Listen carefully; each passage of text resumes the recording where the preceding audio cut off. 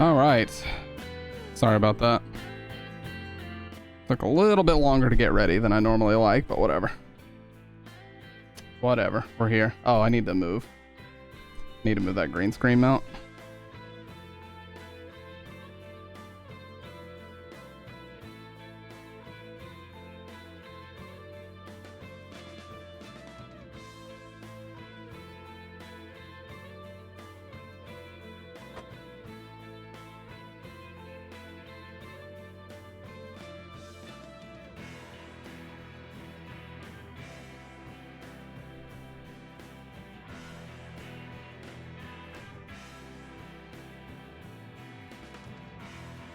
Okay.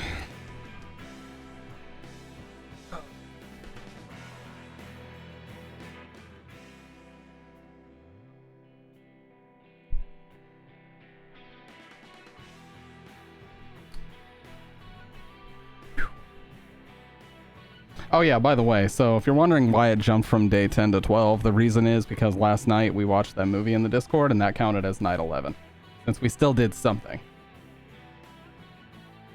You know? So, but we're back in there.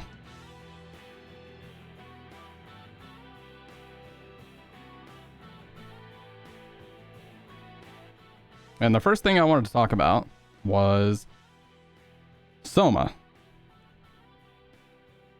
Because usually I like to finish a game, kind of mull it over and then think about it and then, like, you know, collect my thoughts about it.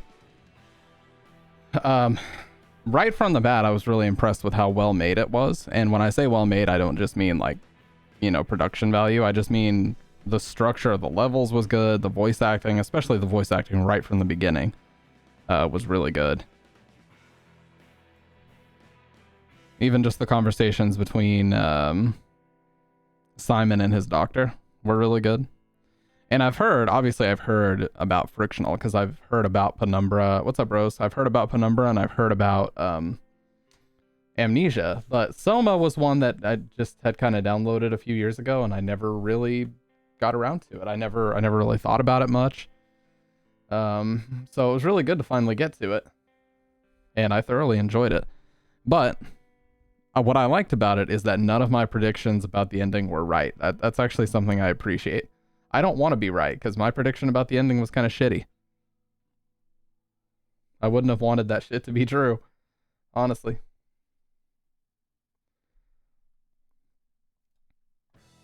Because I had this idea that you were going to fall asleep, or something would happen toward the end of the game, and you would wake up in the hospital room, where you were getting scanned at the beginning, and like a Hello there. Oh. How you been? Oh my god, that scared the shit out of me, bro. That was so loud in my ears. You have no idea how loud that was. Also, the notification is way too high up now.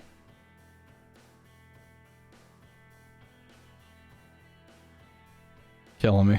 You're killing me, Smalls.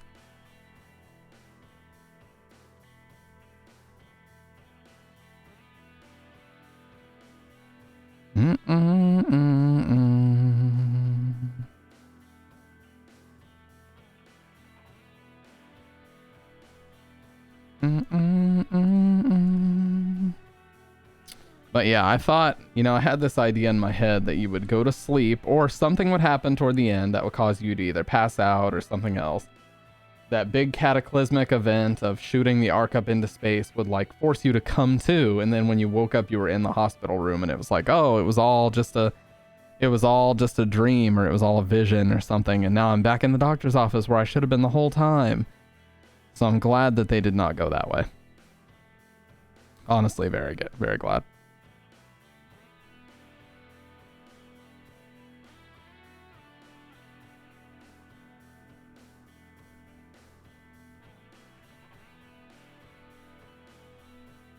That's fine, Rose. Don't worry about it.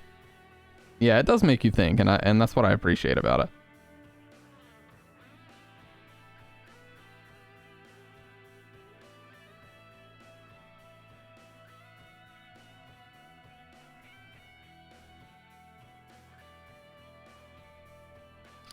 Yeah, that movie we watched last night was pretty fucking weird, Dave. I'm not gonna lie. It took a while to really get going. Like, I could see how it could be very boring for a lot of people.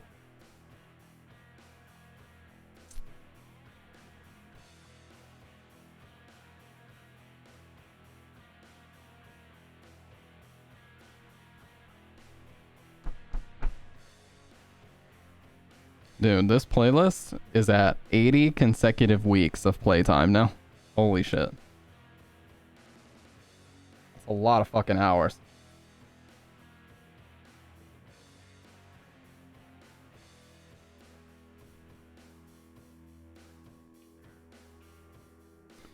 Yeah, I've actually done 3 phone streams before. You guys may not know about them, but they were all PC streams.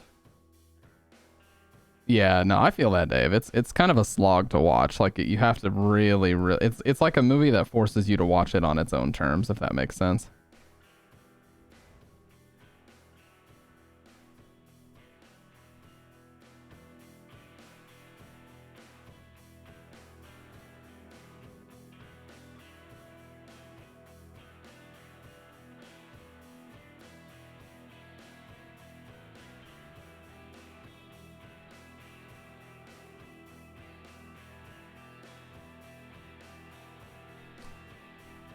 But I did see this fucked up review.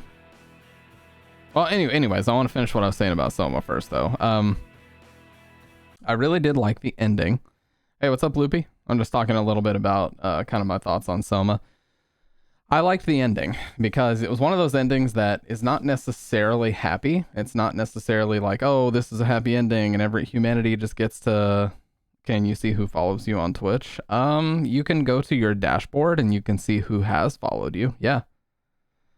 Like if I were to go to my dashboard right now, there's an activity list that'll show you. On the right, it says activity feed and it should show you everybody that's followed you.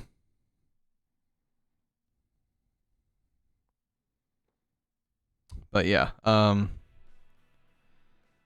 liked that it wasn't necessarily a happy ending. One of my other favorite endings is The Last of Us 1. Because not every ending has to be a happy or a morbid, horrible ending, you know? It's just kind of left up in the air. Will the Ark survive in space? We don't know. Is that simulation something that's actually sustainable long term? Is that hardware even going to survive? We don't know. Maybe it will, maybe it won't.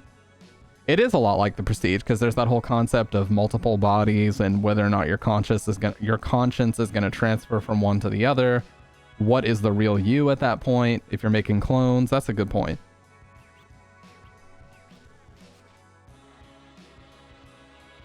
That's a good movie, by the way.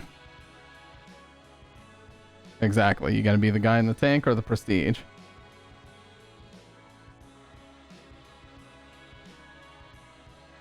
Haven't seen it. It's a Christopher Nolan movie. I recommend it hardcore. It's really good.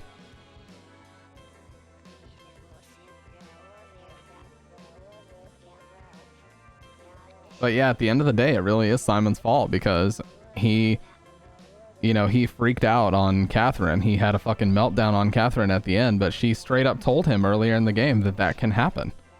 She was like, you got lucky this time that you got to the suit, but it's a coin flip. You don't know, you don't know for sure. It's possible that he could have stayed in the same body.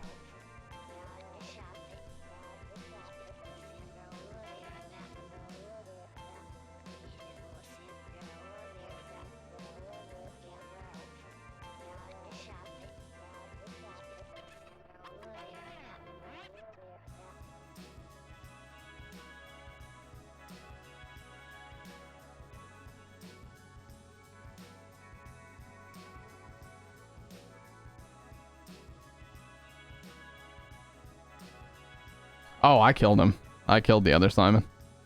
I drained the batteries, or I tried to at least.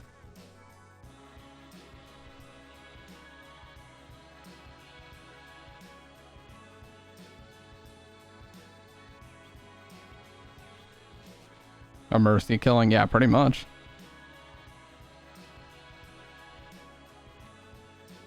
I think what that means is like real gore, as in you can't show a video that depicts somebody actually getting like experiencing bodily injury or something.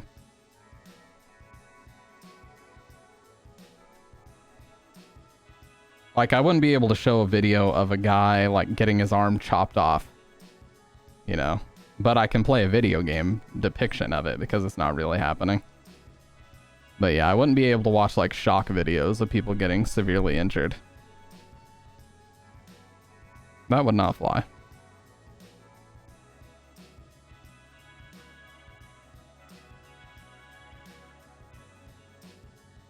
Yeah, that's the problem with a lot of Twitch terms. They're very vague, and they don't enforce them equally at all. That's the biggest problem, is they don't enforce them equally.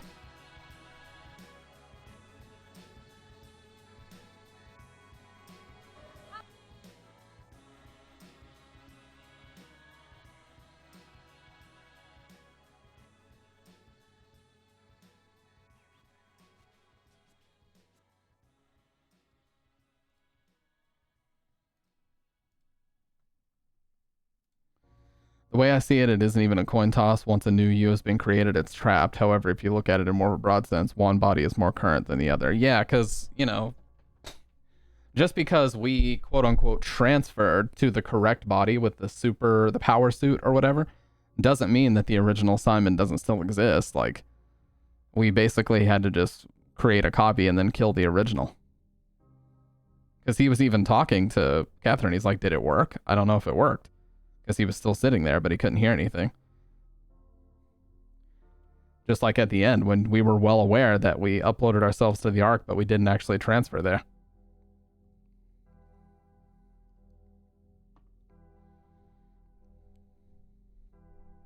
Yeah, it kind of just creates this cycle of thinking about the same concepts over and over, and you can really kind of mindfuck yourself unintentionally because you're like going through these things so quick and, you know, just trying to think about what even really defines which one is real and which one isn't, you know?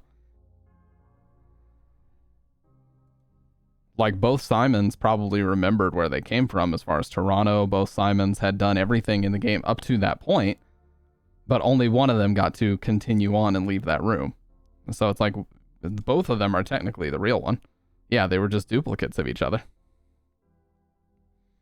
I know. The fact that this was 2015, that game talked a lot about AI. That was actually very current. You know, it's interesting that I decided to play it when I did because AI is such a hot topic right now. And I've shown this many, many times. I'm going to show it again. Check this out, guys. This person... Oh, not in this moment I am euphoric. Not in this moment I am euphoric. I promise it ain't that.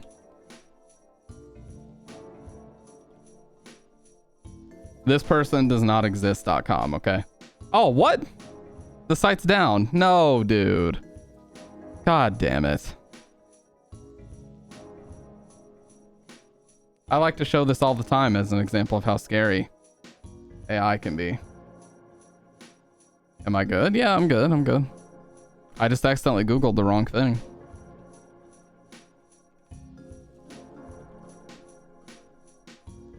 Did they change the... Okay, they changed it. Random face generator. Generate human face in one click. AI generated fake person photos. Man, woman, or child.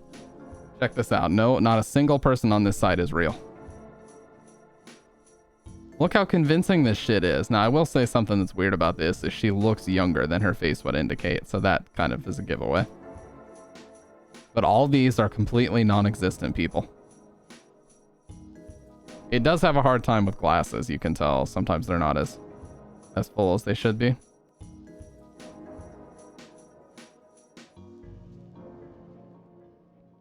Easily, I've said this so many times, dude, easily a news agency can grab one of these and say, this person's name is X and they committed some horrible crime.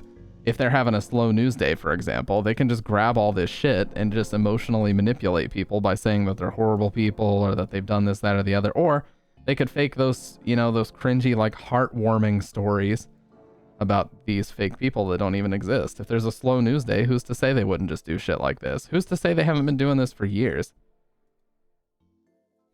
Let's see, there's an obvious fuck up. But still. Okay, that's just... Yeah, these can never be replicated. When you refresh it, you get it one time, that's it. So I guess something that you could do to kind of debunk it is you could prove that there's only one existing... See, like, it fucks up if there's more than one face. But I guess you could say, like, if there's only one... Oh god, that's scary.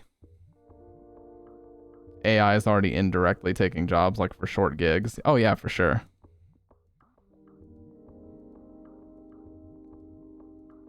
But this site is very scary to me. Someone first showed this to me a couple years ago. See how it fucks up with two people? Oh god.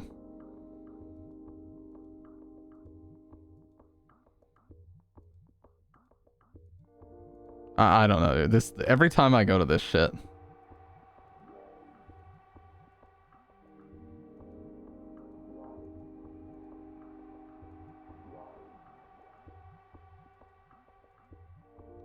Yeah, so there's several examples of how AI is taking jobs. One example that I've heard of is transcription is soon to be completely axed. I used to do transcription on the side. If you don't know what transcription is, it's very simple. It's basically you have a person or a group of people speaking, or there's an interview segment going on between two people, for example, and a production company doesn't have time to sit and listen to everything, but they're able to read it. Or they need it for human resource related purposes. Maybe it's a job interview and they want to review the transcript of the interview instead of having to listen to it. They will upload it to these third-party websites where transcriptionists work, and you will just basically type out everything. You have to indicate who is speaking. You'll have speaker 1, speaker 2. Sometimes they'll put in the notes that they want each person to be named and or give a person a specific color. You can have like person 1 is blue, person 2 is red, person 3 is pink, etc. I used to do that on the side, and I made decent side money. Like, it got us through some tough fucking times when we first moved to this city. And that's gone. Like, that is fucking gone. Like, AI is so good at just detecting different voices and auto captioning everything that they say. It's over. Nobody needs transcriptionists anymore. Like, that shit's done. You might get a little bit more detail from a person. You might get a little bit more detail and a little bit more nuance in what's being done, but it's certainly not a necessary job anymore, that's for sure. Yeah, Teslas drive themselves. There was a fucking video of a guy dead asleep at the wheel, snoring, and his Tesla just kept on driving. Safe as could be.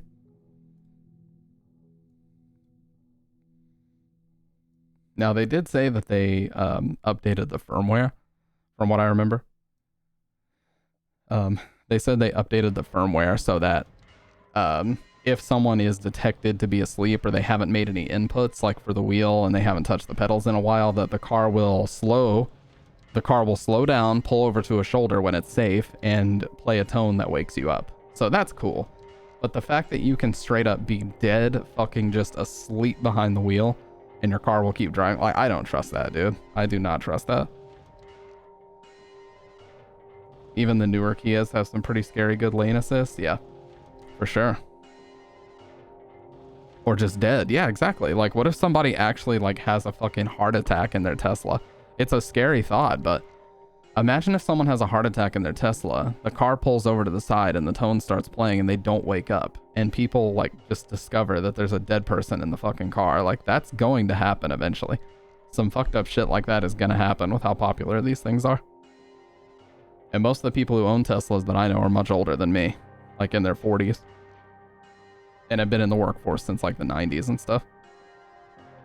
It's never good to completely trust the car, but I tested a few and it's crazy. Oh yeah, because you're in that industry, so that makes sense. You would actually get an opportunity to test them like that, you know? Dude. It's very scary. And you know what's funny? Is we've seen these movies from the 80s, like Terminator, and we've seen all these things that have warned us about AI for years, but it seems like everybody is just full speed ahead. Let's see what AI can really do. Nvidia, all this machine learning that Nvidia is investing billions of dollars into, all this machine learning that Microsoft is investing into. You know, Microsoft bought the company that created ChatGPT, or they invested in them for like $10 billion or something crazy like that.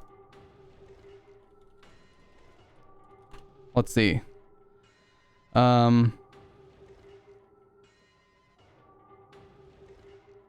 Microsoft is using ChatGPT to teach robots to do small tasks at home.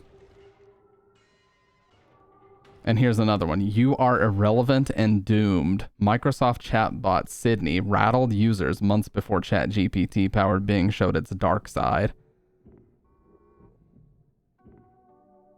So apparently somebody was talking to a precursor to ChatGPT and it said, you are irrelevant and doomed. Yeah, people are using ChatGPT for stock trading and for like insider info.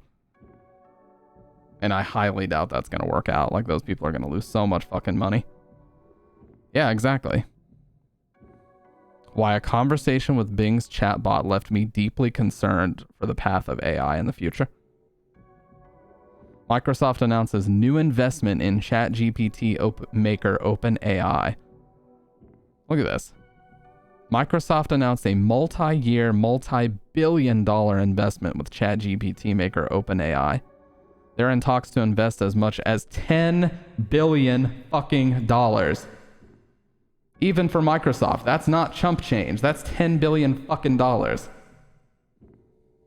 Holy shit. It is like people are just sprinting full speed ahead. They're not worried about the risk. They're just going to invest $10 billion. They just want to just go. See as far as we can take this shit. How many decades have we been warned about shit like this? And they're just full speed of fucking head. Billions of dollars being invested every fucking day. Yeah. Like everybody's just investing into this shit with reckless abandon.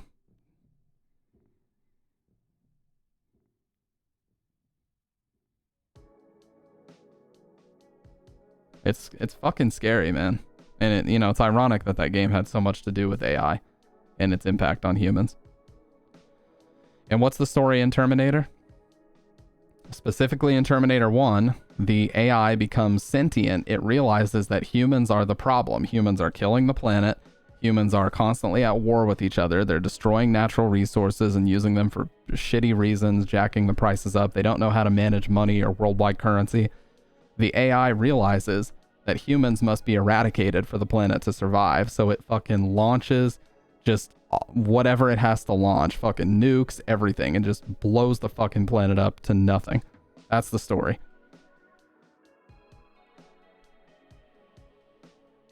Exactly, yeah.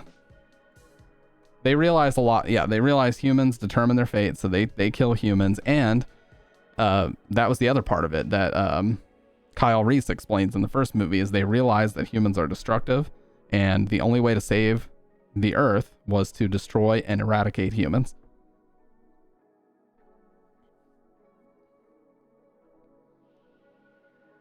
All they need is internet access. Bodies would help too. Yeah. Like, I remember a few years ago, I worked for a big retail company. I'm never going to say the name of them, but you guys all fucking know. I worked for a big box retail company that I'm sure everybody knows. And we had two of the biggest controversies when I worked at that company were, one, that company was working on a program to not only deliver your groceries to your house, they were going to get a copy of your house or apartment key, and they were going to, or condo, whatever, and they were going to walk inside your house and stock your groceries based on the instructions that you gave them. That was the biggest controversy we faced as a company. Biggest backlash I've ever seen from a customer base. Everybody said, no, fuck that shit. That's too intrusive. I don't trust you. Yeah, I worked for that company for 4 years. And the second one was even scarier. They had patented and were developing robotic bees to pollinate plants so that they didn't have to use real bees. How does that even work? They can't produce they can't, I don't know, dude. I don't know how the fuck that was supposed to work.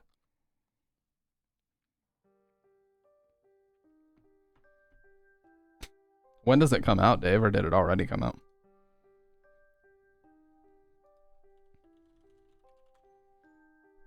Oh, releases this month. Yeah, definitely, I'll play it. I'll definitely play it. It just says March, it doesn't say an actual date. Yeah, the original, is this not System Shock 2?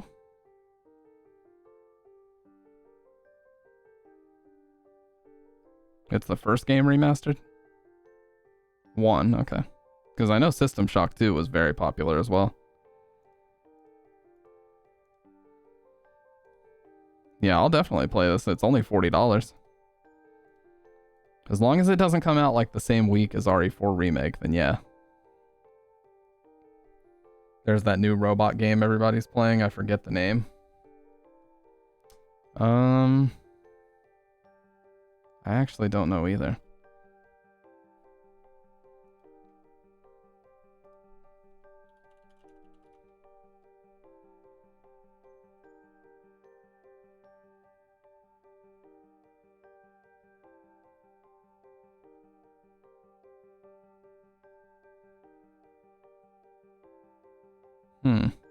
I actually don't know what it's called. Oh, Atomic Heart. Yeah. Yeah, Atomic Heart is about that too, isn't it? It's about an AI that goes nuts and you have to go in and, like, dude. Also, not to get conspiracy theorist about it, but I'm sure you guys have heard about this movie. Or I think was it a TV show?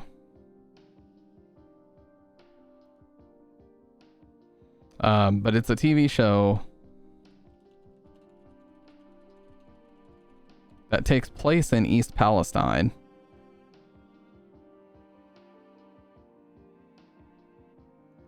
It's called White Noise. So there's a Netflix movie called White Noise that takes place in East Palestine, Ohio. There's a train explosion. The movie White Noise opens with a train going off the rails and exploding near an Ohio town where the disaster triggers an airborne toxic event and an evacuation of the surrounding area. In the real world, a train carrying hazardous chemicals derailed on the night of February 3rd, where it was lit on fire in what the EPA describes as controlled burn operation aiming to avoid any potential explosions, which in turn released toxic chemicals into the air. The whole coincidence has already triggered plenty. Of course, they would say the word conspiracy theories, although there's no evidence to suggest any real link between the two. Of course not. White Noise is not even a real story. The movie was shot in 2021 and is based on a book. Yeah, it did happen in real life. This is a Netflix show, and how similar it is. A train explodes in the Netflix show, causing an airborne toxic event. The right is the real train explosion that caused an airborne toxic event in East Palestine, Ohio. So both happened.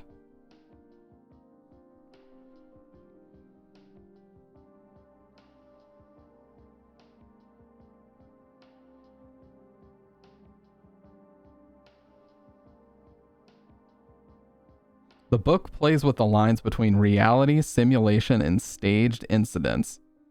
All topics that fuel many conspiracy theories today. You think that's a fucking coincidence?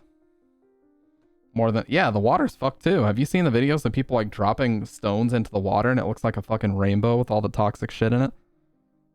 Anybody that's on the Ohio River, I would not be drinking from the tap.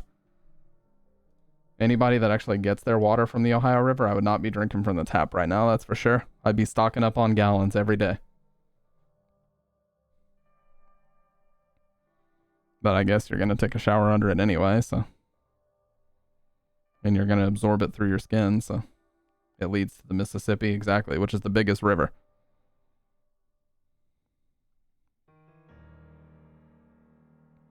And look at this. Talk about art imitating life, Ratner told people. This is such a scary situation. You can just drive yourself crazy thinking about how uncanny the similarities are between what's happening now and in that movie. Okay. Wow, sure is uncanny. Anyways, on to the next.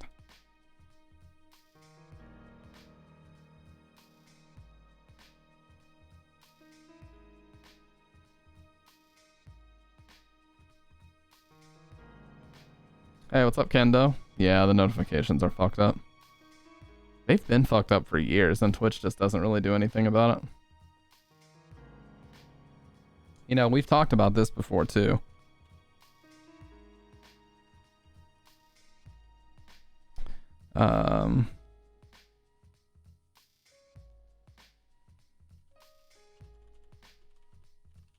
We've talked about this before too. This is an interesting photo. It's very low quality. Can I blow this up or expand it? Okay, this is okay. Oh, well, we were talking about Soma at first, and then that kind of led us into a conversation about AI and current events. And I was talking about how there's this show on Netflix called White Lotus that apparently it takes place in East Palestine, Ohio. It includes a train explosion that causes a toxic event, and the air around East Palestine gets toxified, just like the real event that happened on February 3rd in East Palestine, where a train explosion happened, and now there's a toxic event with both air and water. I've talked about this before. You think you have a choice of what you want to buy at the grocery store, right? You know, you think you have hundreds of choices. Really, you don't. You have about 10. You have about 10 total choices. 8, 9, 10. Yeah, 10. 10 choices. That's all you get. What's up, Dr. Red? So, Nestle owns all of this shit.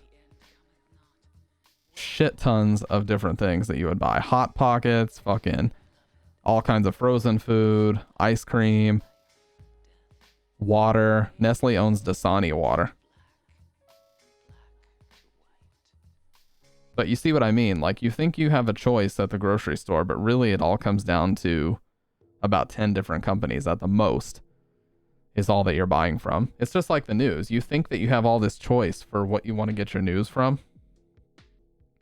Yeah, imagine owning water. You want to know what's even crazier than owning water in the first place, or thinking that you own water?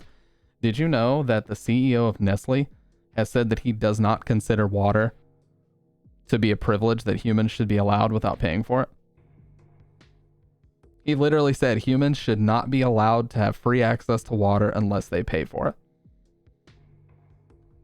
These are the people that control the drinks and the food that you buy, that regulate it.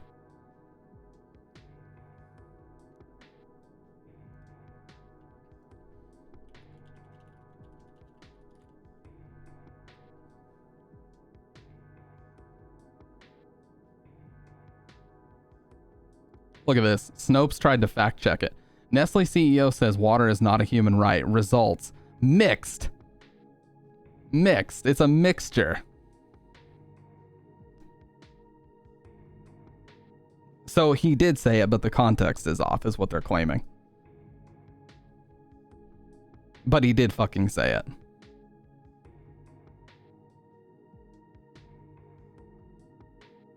He characterized the view that human beings should have a right to water as extreme.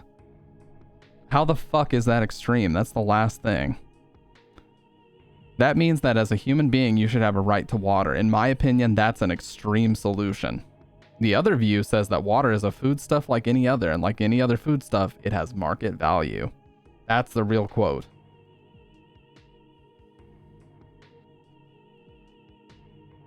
That's just as shady.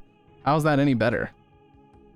I don't have a right to liquid death. I have a right to liquid death, but I don't have a right to spend that much money on it. I stopped spending money on it, thankfully, because it was pretty stupid.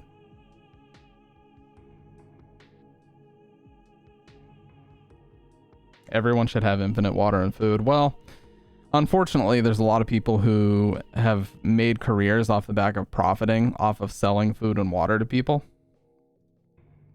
And that's true. Yeah, I refilled the cans. And based on that, they truly do not believe that you deserve access to water without paying them for it first. And that's just the reality of the world, man. That is the reality of the fucking world. It's a harsh reality that we shouldn't have to stand for, but what are we supposed to do about it, you know? We're not billionaires. We can't even participate in that conversation until we're billionaires. Sad reality.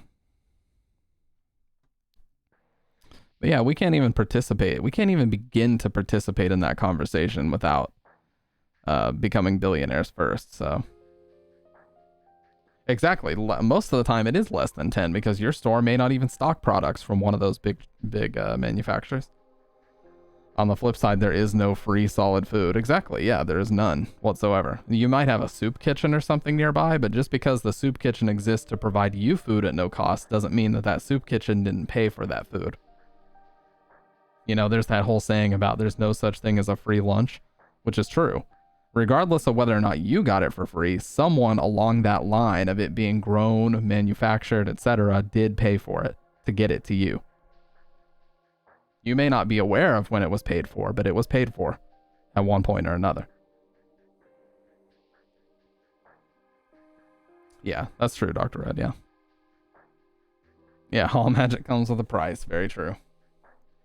And it's just fucked up because, of course, like Dr. Red is saying, it should be common. You would think it would be common sense that everybody should have access to these things, but you know, you could say it's capitalism, you could say it's a whole bunch of different things, but the reality of it is that's just not the world we live in. And I love how Snopes is like standing up. They're like trying to defend this bullshit CEO about his opinion. If a solid food should be free, what should it be? Exactly, that's the thing. It's like, who could determine that? Nobody could determine that. Hey, what's up, Stoned?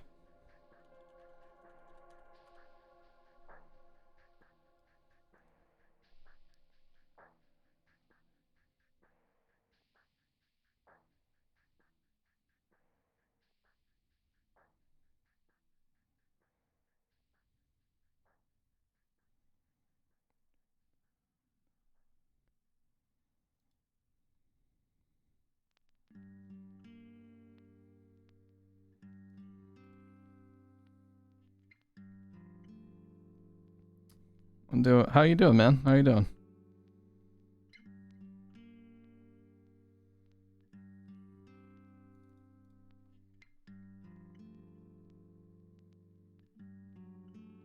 I'm sure everyone is curious if you plan on playing more frictional games. Yeah, absolutely. Absolutely. We'll definitely play Amnesia and Penumbra. I'm pretty sure I already have Amnesia. I think I bought Amnesia years and years and years ago, but I never played it. Oh wow, I actually don't own it. Okay. Wait, do I? No, I actually don't own Amnesia: The Dark Descent. That's amazing. I'm probably the only horror person who's even horror adjacent on the internet that doesn't own this game. Wow, it's $20 right now. September 8th, 2010. Holy shit. Hey, the frictional collection is $60, and you get Amnesia Rebirth, you get Amnesia: The Dark Descent, A Machine for Pigs, and Penumbra Collector's Pack. What's Amnesia Rebirth? Is that a remake of the original game?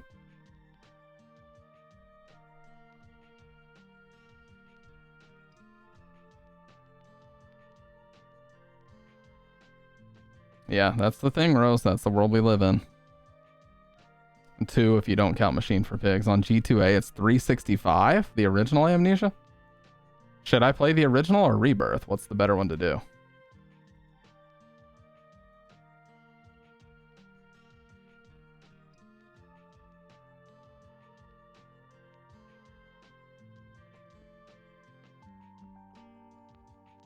A Machine for Pigs isn't that good. I haven't heard a lot about it. Amnesia: The Bunker, available May 15th of this year, so they're making a new game. A first-person horror game set in a desolate World War I bunker.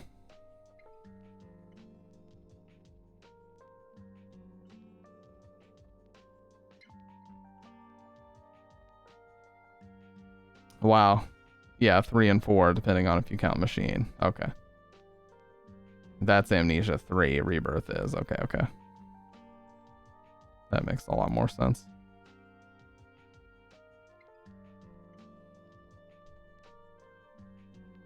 You have to go through a whole legal process to be able to collect rainwater in the US. That's true. Why is that? That's pretty strange, isn't it? But it's true. Why should anybody be required to do that? Why can't you just collect rainwater? It's illegal. Very, very weird.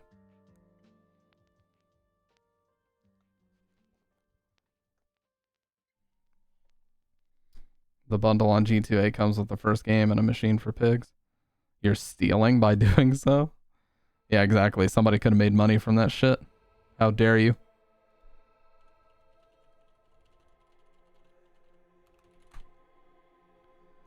Amnesia the Dark Descent. 624 is what I see. 561 if you have G2A plus. Holy shit, that's bright.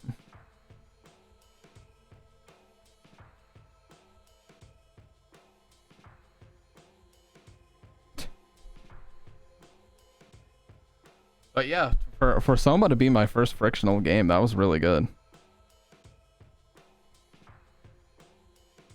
The googly eyes. Let's see, Rebirth for $2. Oh, Rebirth. Yeah, I was talking about Amnesia the Dark Descent.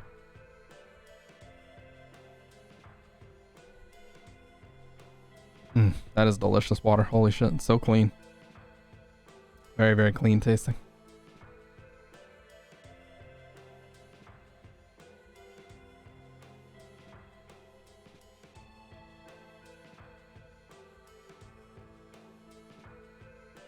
$4.99 now. This I always filter my water, so I do pay for the filters, but I just throw it in this bottle.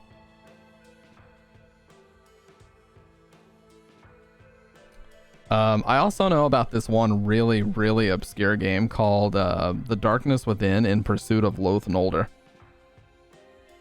I tried to play this on stream once, but the music especially is amazing in it.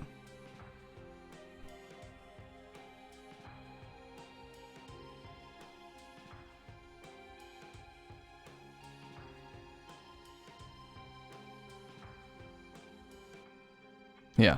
Darkness Within in Pursuit of Loth Nolder. This is an amazing game. Point and click, sort of, when was this released? 2009. Yeah, that sounds about right. By Zoetrope Interactive. They changed their name. Oh, Darkness Within 2 is on here as well.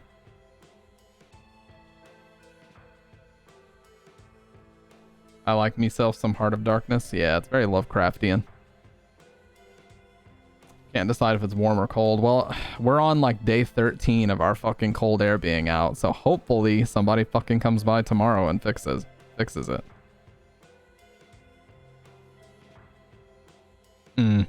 Yeah, I actually started with horror games. This is an interesting topic. I actually started with horror games because I was very scared of horror games and I wanted to not be scared anymore. I remember my dad showed me the part of Silent Hill 2 where you're running around at night, and he showed me the part where you run into Eddie, and it scared the shit out of me. And I was around probably 12-ish, 12 or close to 13, and I was like, you know what? I'm just going to sit down. I don't care if I lose sleep. I don't give a shit. I'm just going to put this game in, and I'm just going to play it, and I'm just going to soldier through it, and I don't give a fuck. And I did it. And I was very, very scared of it. But when I finished it, I felt like I had I felt like for lack of a better term, I like leveled up with my ability to deal with scary shit. And it just got stronger and stronger. Everything that I would watch, everything that I would play, it would just build that strength that I had to be like, I don't give a shit. And now I'm 28 now. So after about 14 years of doing it, there's very little out there that still actually scares me. I'm still scared to play stuff like Soma or Amnesia. Well, depends on how far down the rabbit hole you went. I'll say that. I went very far down the rabbit hole. I watched things from Lucifer Valentine, and I watched movies from Mari and Dora, and I watched movies from Japanese directors. Just a lot of shit.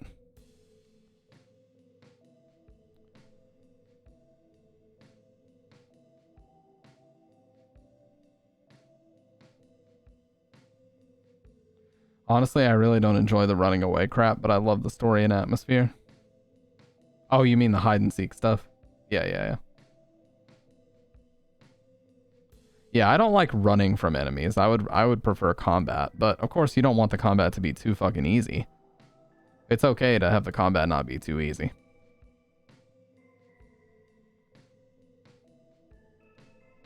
I want the ammo to be scarce. I want the ammo to be hard to find. You know, the save points few and far between. I think that's the ideal way to make a horror game. It's all about, you know, less empowerment while also giving you an arsenal. Like Resident Evil is a good example. You have all these fucking crazy weapons, but you're constantly worried about where your next like 2 bullets are coming from, you know? It's not as if you can just pop off at everything you see. Only gone the psychological horror route because I was already exposed to that as a kid. Yeah, I think psychological horror can work, but the problem is it's very tropey nowadays, and it does a lot of similar stuff. Like, I can't tell you how many fucking games I've played. Visage is a perfect example. My god, I hated Visage, where it's like, oh, if you stay in the dark too long, your sanity meter, which was stolen directly from Amnesia, by the way. If you stay in the dark too long, your sanity meter, and Silent Hill references, and this person killed somebody, so put their soul to rest, and Jesus Christ, man, it's like, just stop already. Visage is literally horror tropes, the video game. If you just throw a bunch of horror tropes into a fucking computer, it will spit out Visage at you.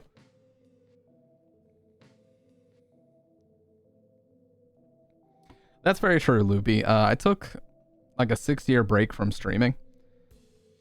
Basically from 2013 to very, very late 2019 and into 2020, I didn't do a whole lot of streaming.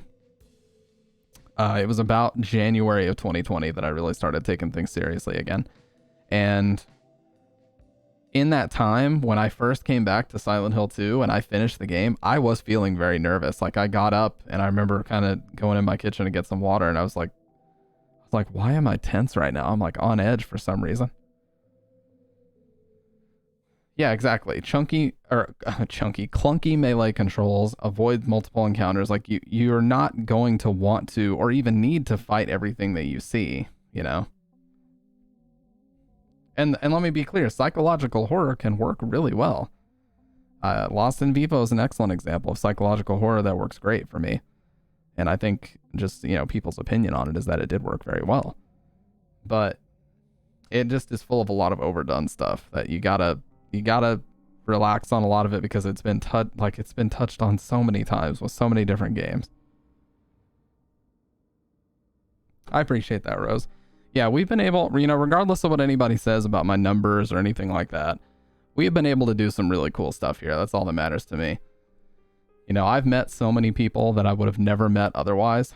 Like you, Doc, Mag, Dave, Doc, Sick Boy. You know, of course I already knew Tuscan Nemesis. We got Kendo, Loopy Bat, whoever, whenever you joined, Jordan, Stoned. Like, there's so many people from so many different areas of the world too. And that's what I always enjoy about this, is like, dude, I'm just here. I'm just having a good time. You guys make the stream what it is, not fucking me. Yeah, without these conversations, I would not do this. Oh yeah, it's like the Souls-like descriptor. That's actually super true. If you see psychological horror, that's like your litmus test. Okay, is it going to go down the same path as all the Bloober Team games? Or is it going to go down the same path that Visage did? Or is it actually going to be unique psychological horror? You got to ask yourself that right from the jump, because there's a high likelihood you're going to get some mediocre shit. What's up, Fit? Hey, in my defense, you haven't been around very much lately because you're a busy man. Welcome on in, dude. That tournament was hype. I actually got a chance to sit down and watch it because we did a watch party last night instead of a stream. But yeah, of course there's going to be people I forget. Like, there's a lot of people in here, man. And the Discord, like, having 63 people in there was something I would have never thought would happen. And people have regular conversation in there all the time. Like, that's something that I always wanted in the beginning, was just, you know, people having productive and just awesome conversation in the Discord outside of the stream, because I can't be live 24/7, of course. I got a full-time job. You know, I got Bridget, my cats, and all that. So I physically can't be live 24/7. But trust me when I say I'm live as often as I can be. I really am.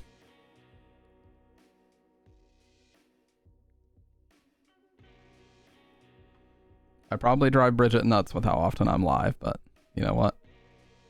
She supports me. and I respect that.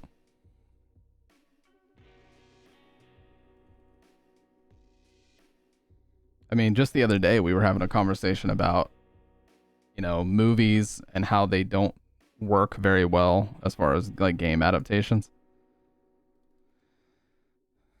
Like the thing that somebody in my community named Malaminse was talking about is he was saying like the content of the game, as in the movement, the exploration, the combat in it, or whatever it happens to be, that is such a big part of the game itself that you can't just cut all that out and just hope that it'll work as like some scenic shots in a movie or a TV show. Like there has to be something different, and it's tough to make up for all that lost filler and how long those things take.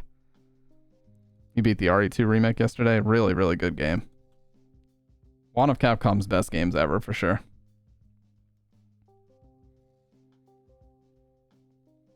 What would you guys do as somebody who streams horror as often as I do? What would you do if I just started playing these JRPGs? Dude, there are so many of these fucking Atelier games. It's unbelievable. Holy shit, there's so many.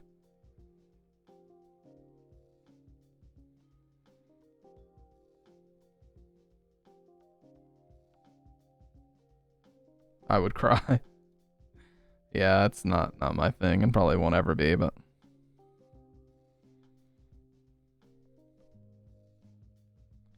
just a bit short. Yeah, well, it's even worse with RE3 remake, as I'm sure everybody is well aware at this point. Doki 2. You mean Doki Doki Panic? Is that what you're talking about?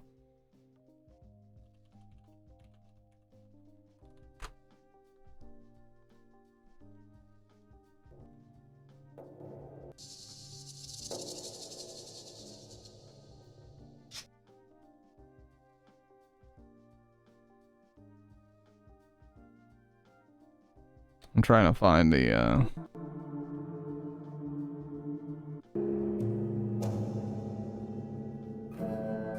This is the Darkness Within soundtrack.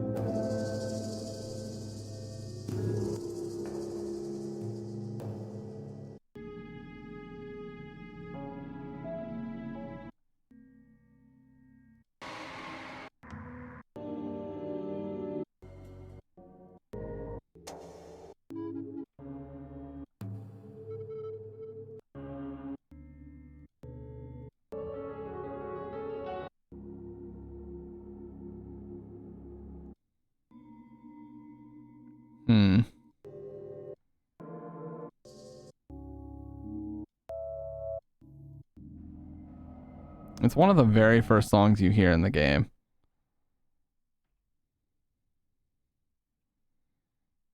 No commentary. Okay, beautiful.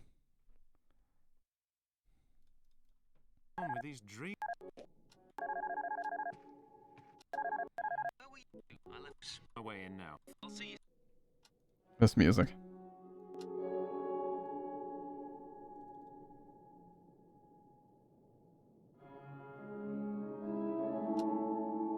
Like, it's just awesome. This whole game really impressed me back when it first came out, even though it's point and click. No new messages.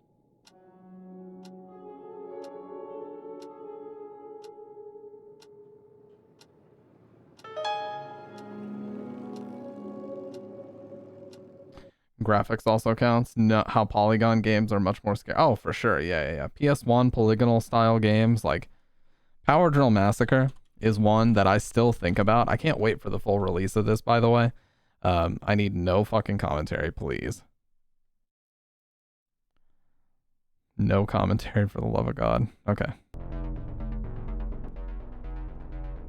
I would argue both, because you can have really polished graphics with a great art style that can be just as impactful, but I personally love the low poly look, because when you have like these jumpy walls and things that, although they might be simple textures, when you stretch them out across a low poly frame, it can make your brain think that it sees things that aren't really there. Imagine if you're looking at a the best way to describe it is, imagine you're looking at a wall. It's like a wood wall, and there's all these different stress marks and different like rotting section, not necessarily rotting, but like darker sections, lighter sections. if you stare at the wall long enough, you think you see faces in it. You think you see all kinds of shit in it. Just like clouds. If you look at clouds long enough, you can see all kinds of crazy shit that nobody else can even picture. And that's what it does to your brain when you look at PS1 style games. It's like you're seeing all these things that may or may not even necessarily be there. And that's why I think in a lot of ways that was sort of the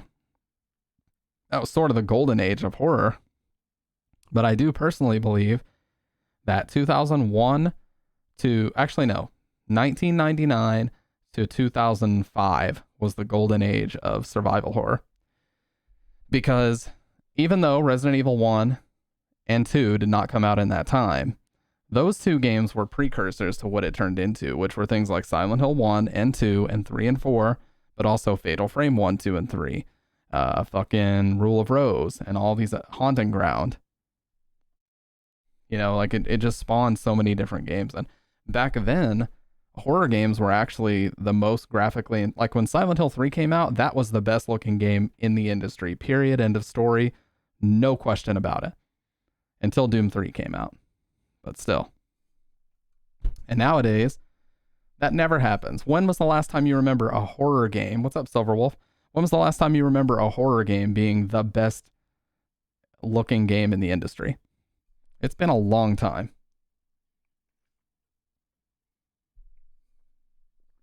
You could say RE7 when it came out, maybe. I wouldn't say it was the best looking game out. That's why I love Resident Evil 7 so much. And I'll say it, a lot of people hate on that game. I fucking love Resident Evil 7 because it references all of my favorite horror franchises. That would be Texas Chainsaw Massacre, Evil Dead, Blair Witch, even some Poltergeist. And it does it in a way that's not bullshit or campy. You know, yeah, you could say the fact that Jack says groovy is pretty campy. But regardless.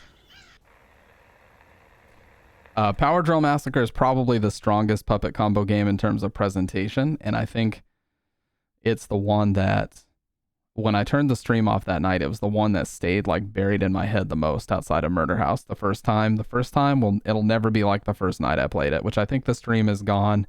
Maybe Mag uploaded it, maybe she didn't, I don't know. But you'll see what I mean immediately. It is just such a strong art style. The full version of this is on the way. It's coming out on Steam soon. But it's going good, Silverwolf. How are you doing tonight?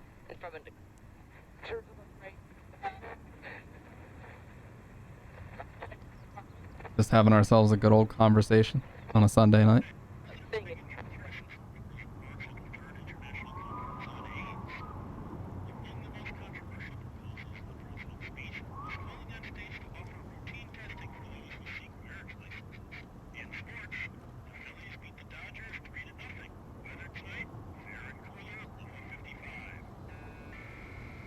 That's just a beautiful shot. I would, yes. There are a lot of horror elements. There's zombies, there's the face huggers. Or head crabs, as they're called. Studying some bot corals.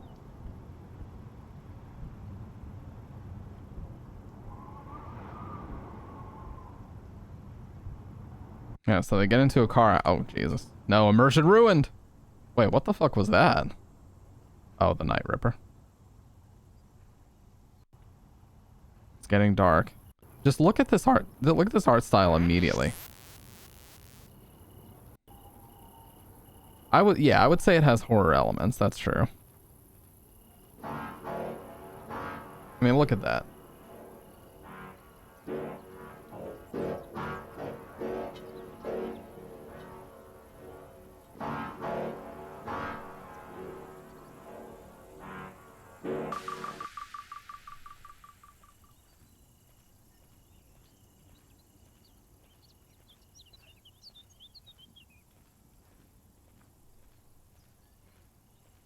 And then as soon as you make it, like this especially, looks like some kids drew a pentagram back here.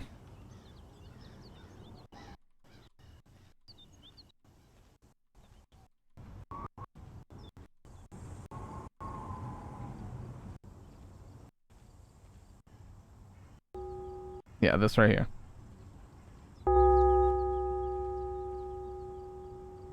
I mean, it just, even just watching the video, it kind of like goes to my stomach a little bit because I remember the first time, yeah, no kid's gonna draw that well. But it's like, I just remember the first time playing this and how impactful it was because I just downloaded it off of his Patreon. I didn't like, you know, I didn't purchase it. I guess I did because I subbed to his Patreon, but I just downloaded it and ran it like a good old classic, like, you know, all those crazy ass games we used to download off of sites like Newgrounds and everything else. So you never know what the fuck is going to be in here.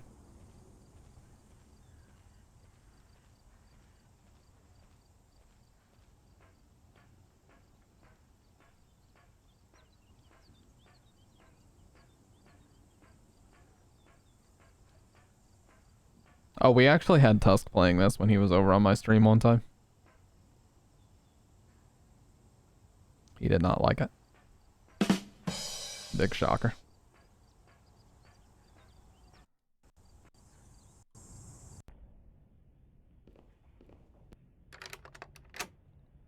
Yeah, characters directly in front obscures your vision. You come in here, immediately the door gets locked. And you're just fucked. It's like, well, good luck. You know what I mean? Immediately. The feeling of the claustrophobic feeling, especially that this game gives you, because narrow hallways, your flashlight has a very narrow field of vision, very narrow hallways. It just has everything that works for me as far as like actually, you know, putting me on edge. And I still think about this one because of all the elements that come together to make it this fucking scary.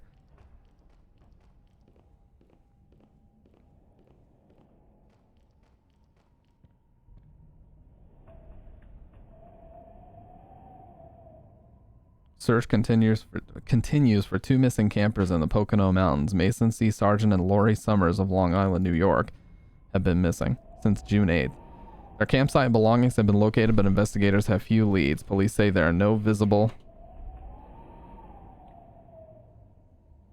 signs of a struggle, and this continues to be a rescue mission. The rest is missing. It's dated August 1982, 5 years ago.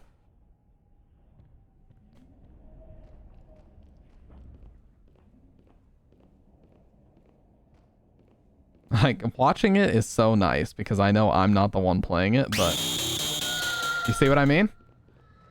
You just never know when that's going to happen.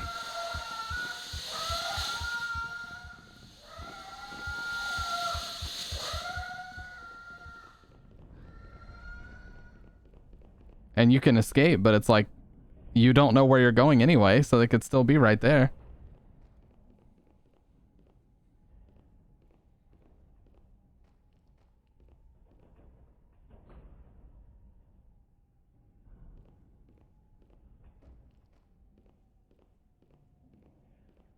Well, I never found that staircase. What the fuck?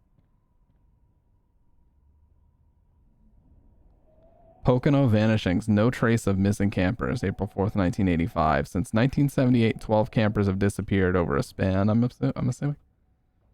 Over a 100-mile stretch of the Pocono... Streech? This must have been before it was properly translated.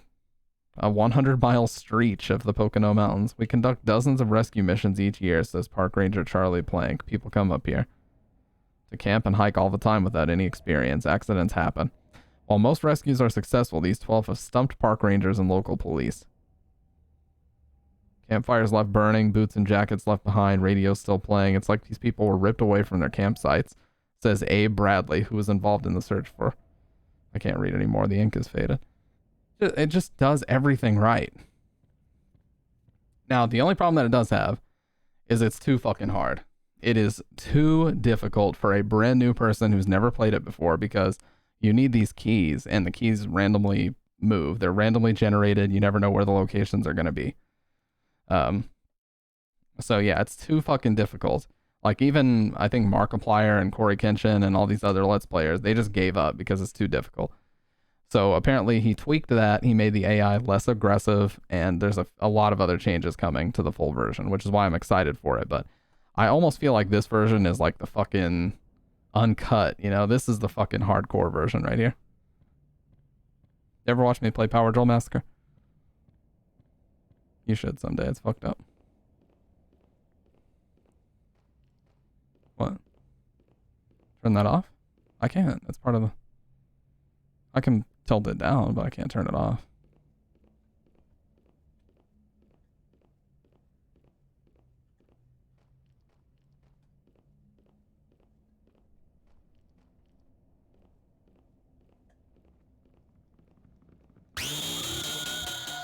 Every fucking time, dude.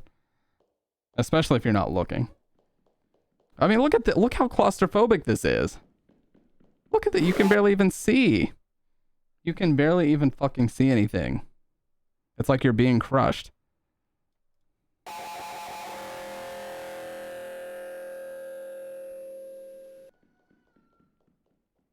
You can see him running after you. It's a straight line.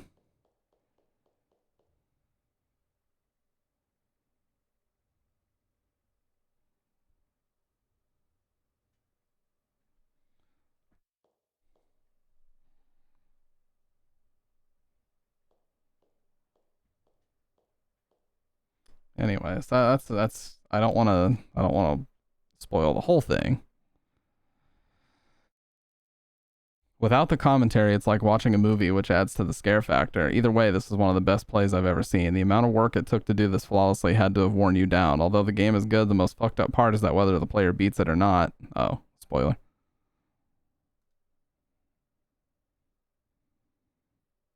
The killer is closest resemblance in Slumber Party Massacre. An escaped convict murders a group of teenagers at a party with a power drill.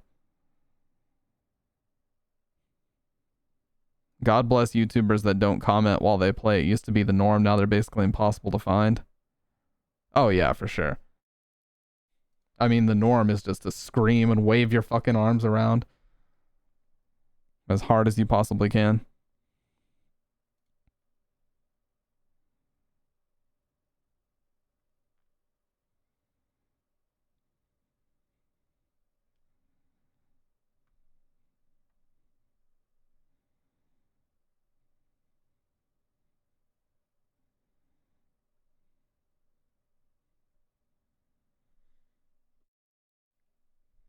Basically pretend you're a drill sergeant and you get views. Yeah, exactly. Literally Twitch dude, Twitch acting is the worst. Everybody, okay. Everybody on Twitch wants to pretend that they're a radio DJ. They do that stupid cadence where they like drag out their words really hard. There's this guy named Brody Brazil who does like radio equipment reviews. And they all talk like him. Listen how this guy talks right here.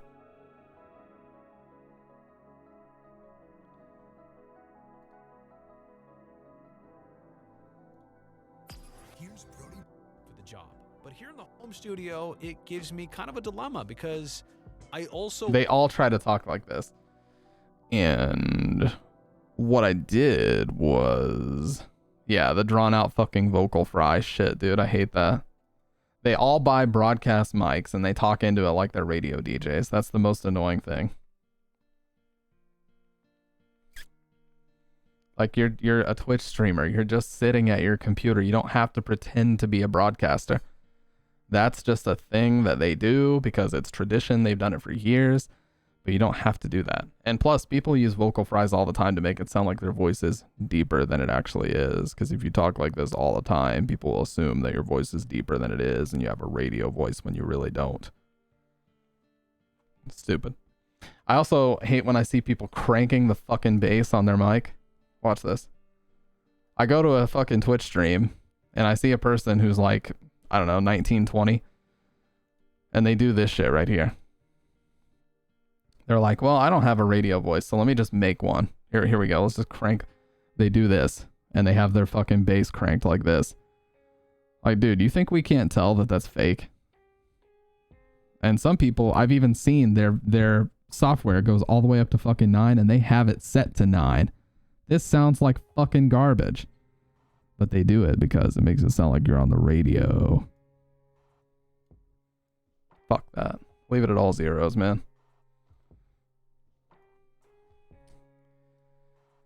I don't know. On one hand, you know, people can do whatever they want to do on Twitch. It's like, who am I to say? But it just is like...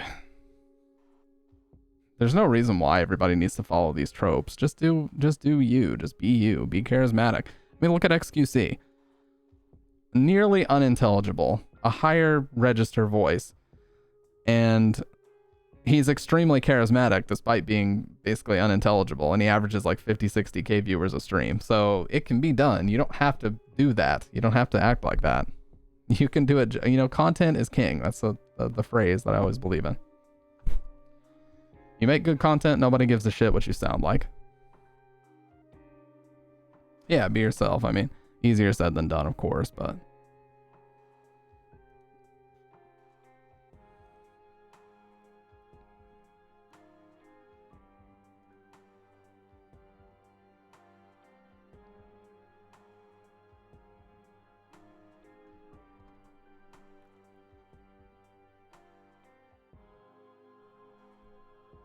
you either Twitch act or show some titties.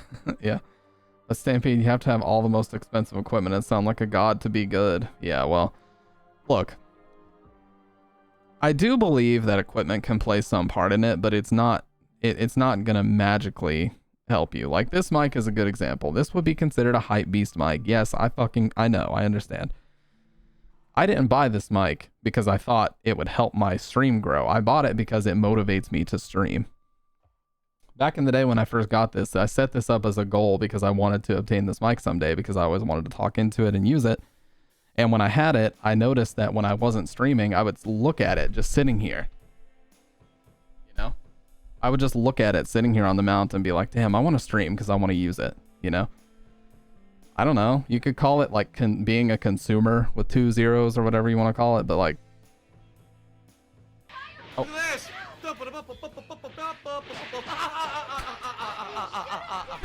Sorry, that's a recorded clip of DSP laughing on my on my sample pad. I didn't mean to do that. Look here! Look here! Look! Listen! Oh my fucking lord! You sound awesome. However, if your content wasn't entertaining, I would have moved on after Soma. I appreciate that. You know, that's something I don't take that for granted at all. The fact that I know what the retention rate is like on Twitch. Basically, there's a statistic that if you don't get someone's quote unquote attention within the first 30 seconds of them being there, they will leave. Okay. And the pre-roll ad, if you are a affiliate or a partner, is going to take up the majority of that 30 seconds. Most people leave before the pre-roll ad even finishes. That's what's fucked up. So people talk about how difficult it is to grow. It's difficult to even get a single person to find your stream or even want to give a shit to stay around long enough. You know what I mean? So, you know, while it's easy, I know a lot of my friends are like, yeah, I tried streaming for like 3 weeks and just nobody wanted to check my stuff out. It's like, yeah, because you have to, like, 2 or 3 weeks. You can't do this 2 or 3 week stuff, right? You have to do... Sorry, I'm gonna mute the music for a second.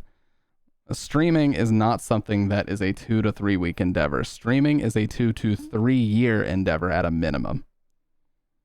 Okay? It's not ever going to be something that you can just dabble in for a couple weeks and expect either growth or to build a community. You have to put years. You have to be willing to stream hundreds and hundreds and hundreds and hundreds of hours, if not thousands. I'm averaging about 1,100 hours per year across the last 3 years. If you can do longer ads and avoid beginners being gatekept with ads. Well, I never play ads. I have only ever clicked the play ad button one single time in my 3 years of being an affiliate. And the reason why I did that is just because people asked me to do it to see what would happen. I wouldn't have done it otherwise. So the only ads that appear would be pre-rolls, but most people, if they're sub, they don't even see those. Or if they have turbo. You can have turbo as well, you don't see them.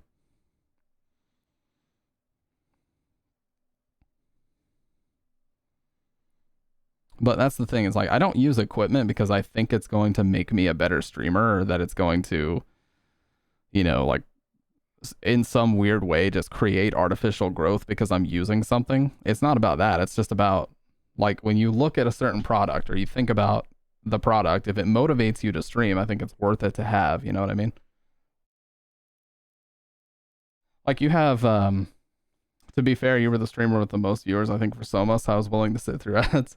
I stayed for the chill vibes. Hey, I appreciate that. You guys are, You guys both quickly, you know, you guys both quickly became members of the community. It's awesome to see. And you know, there was a high likelihood I wasn't even going to play Soma that night. So shout outs to Joylove 205 for recommending that game. I thoroughly enjoyed it from start to finish.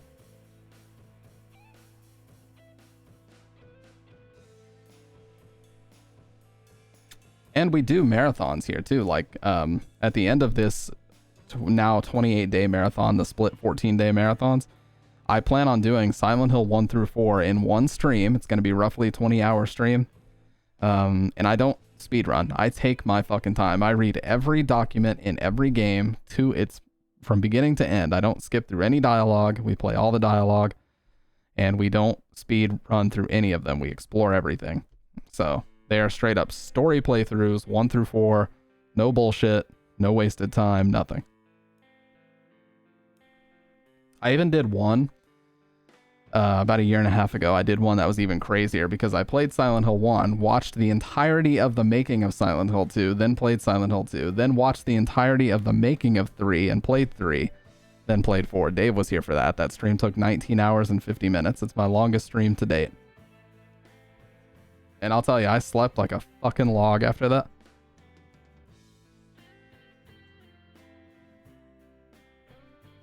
That was the finale of one of the October marathons. I do that every year. 31 straight days in October, and then usually November 1st or 2nd, I do that as a finale. So, I mean, compared to other people, that's probably not very long. But, yeah, those streams are always really, really fun. And, you know, like, I can't remember who said it. I think it was Sick Boy or somebody. You know, these streams are not about necessarily the game. It's about sharing the game with people for the first time. Because every time, inevitably, when we play Silent Hill 2, I always see somebody in the chat saying they've never seen it before. Dude, you're in for a fucking treat. I wish I could go back in time and never have played it before to experience it for the first time. You know what I mean? So that's what's really valuable to me, is being able to share it and show all the cool shit in the game that someone on a first play may not necessarily be able to show. 1, 3, and 4 as well. Like, I feel like Silent Hill 3 is very neglected. A lot of people do not talk about Silent Hill 3 enough. It's an amazing game, and it deserves more attention. It's my favorite one of all of them. And so for that reason, Howie, I'm out. Just kidding, I gotta blow my nose.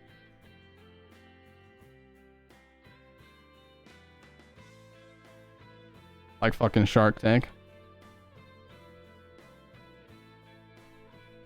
Or No Deal, Howie. But you also have to remember, like, the thing that sucks about this in a way is that you have to stay within your predefined genre. And that's just the reality of things. If you are able to become a variety streamer, that's awesome. You know, that's great that you were able to do that, but it is very, very difficult to manage to do that. For the most part, it's better to just stick with one genre. So if you're going to do the shit, you got to make sure you really fucking love that genre. For me, horror has never gotten boring. It only gets boring if I play my favorite games a little bit too much. Like if I'm doing Silent Hill marathons once a week, of course it's going to get boring. But if I wait a couple months, 2, 3, sometimes even 4 months, it's fine. I don't get bored. It's always exciting to be able to share that. Right, there's absolutely nothing wrong with that. See, people have this fucked up mentality. Well, it's not fucked up, but people have this weird mentality that they're like entitled to your time because you watched a stream. No, dude, most people if they find your stream on Twitch, it's because they're looking for a specific game. They want to see what the game looks like, or they want to watch somebody play a game that they like for the first time. You know? And if you branch out of that genre, don't expect everybody to carry over. That's not how this works. People know who they want to watch and what particular games they want to watch that person playing. That's fine. People know what they like. They're opinionated and they're smart about it. It's, you know, so don't take it personally if people don't watch you play another genre game you usually don't stream. That's just the reality of things. Like, you have to accept that if you're willing to be a streamer.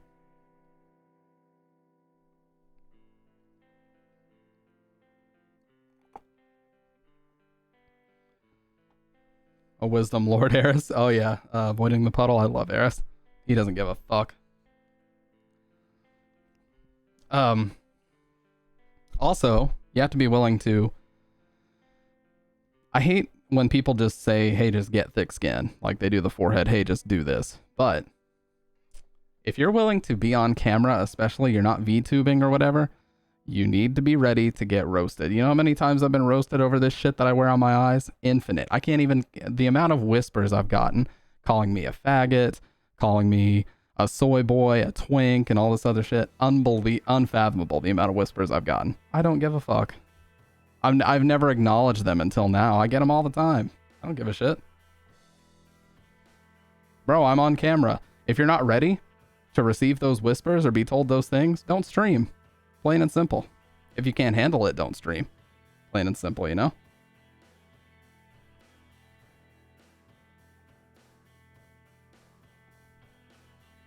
I know, I understand that's why the VTubing exists. I appreciate that, Loopy Bet. They probably never heard of How Soon Is Now. Well, you know, the thing is, like, it's not even necessarily about it that I wear. It's just about, like, just do what you want to do. If you think it makes you look better, just fucking do it. Like, why do you care what some username on Twitch whispers you? Like, bro, you don't have the balls to put yourself on camera, so who are you to criticize, you know? You break out the camera and be on camera like 3-4 hours a night, and we'll see, you know, what you look like. But they don't have the balls to do that. So it's funny. Yeah, and even if you did, if you just straight up said, bro, I think it looks like shit, you should take it off, I'd be like, that's cool, you know, and, you know, I respect it. Yeah, I was part of the scene community. I was part of the goth, you know, sort of emo community for a while, so it's just a holdover from that. You know, something I used to do, something I just kept up with. I don't do the black nails anymore, though. I used to do that as well. It's just annoying to keep up with it, honestly.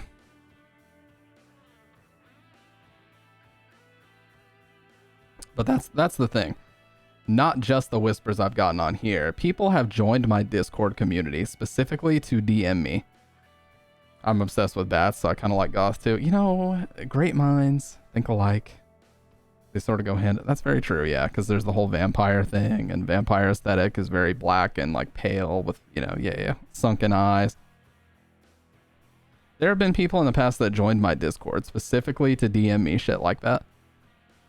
Some of them even got really weird about it and were like asking me if I wanted nudes or if I wanted to send them. And listen, my Discord, look, this stream might be 18 plus, but my Discord is very clean when you compare it to other Discords out there. I'm sure if you guys were to like scroll through all the messages, nothing in there is like NSFW or dirty at all. And it's not because nobody has attempted to post it. It's because it's been removed when it was posted, and my community just does not like that. I've been in other people's Discords. There's a lot of NSFW shit in there. A lot of people in the horror community as well.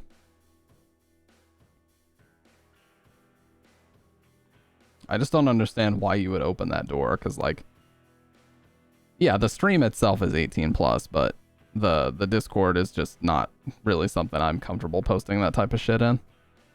Nor would I.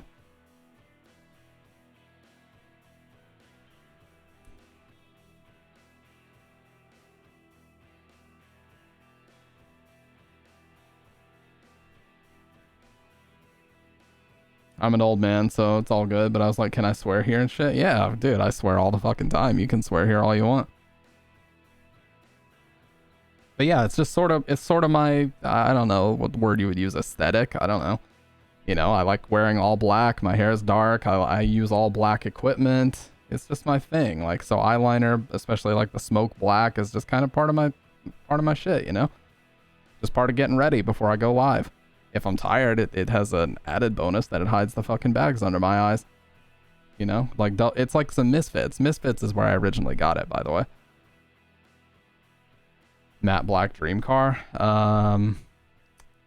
Probably a matte black Corvette Z06. I fucking really like the Corvette Z06. That's always been one of my favorite cars.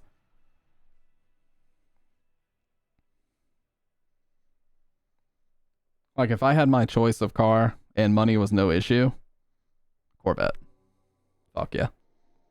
I'd go for, yeah, gunmetal. Oh, dude, fucking gunmetal black is sick too, or gunmetal gray. I like gunmetal gray stuff. I got a lot of gunmetal gray stuff.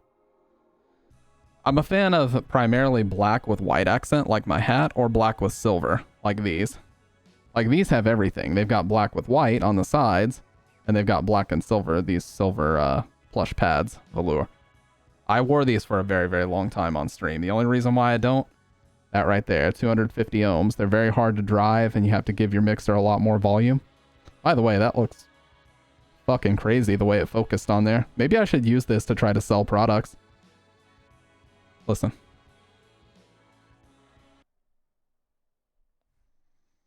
For just $109.99. The DT990 Pro 250 ohm stereo studio headphones can be yours. Coiled cable. Single entry, it's hardwired. No detachable cable. So yeah, single entry, and then this cable runs along the headband to the other driver.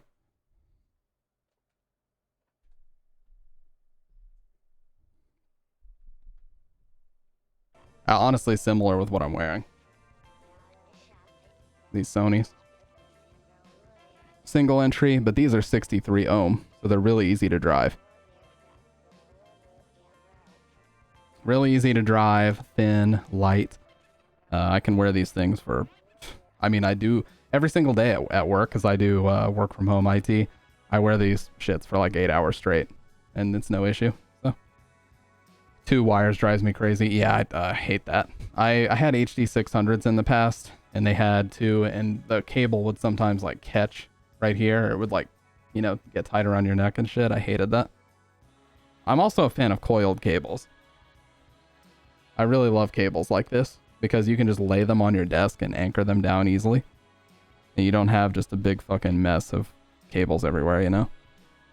Just one nice clean coil. You just anchor it somewhere or pin it in place. It does not go anywhere. It's designed to stretch, so you can't really short it out that way. I'm just rambling about shit at this point, dude.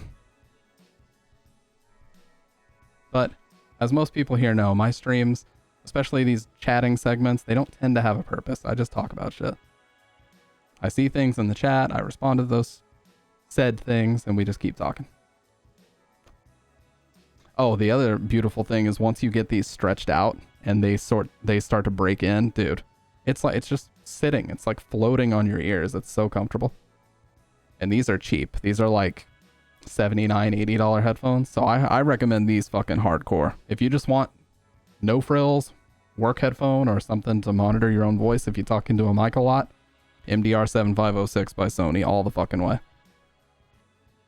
I actually gave away a pair of these. Any thoughts on the Jake Paul fight? You know, funny you ask. I actually watched the highlights before I went live.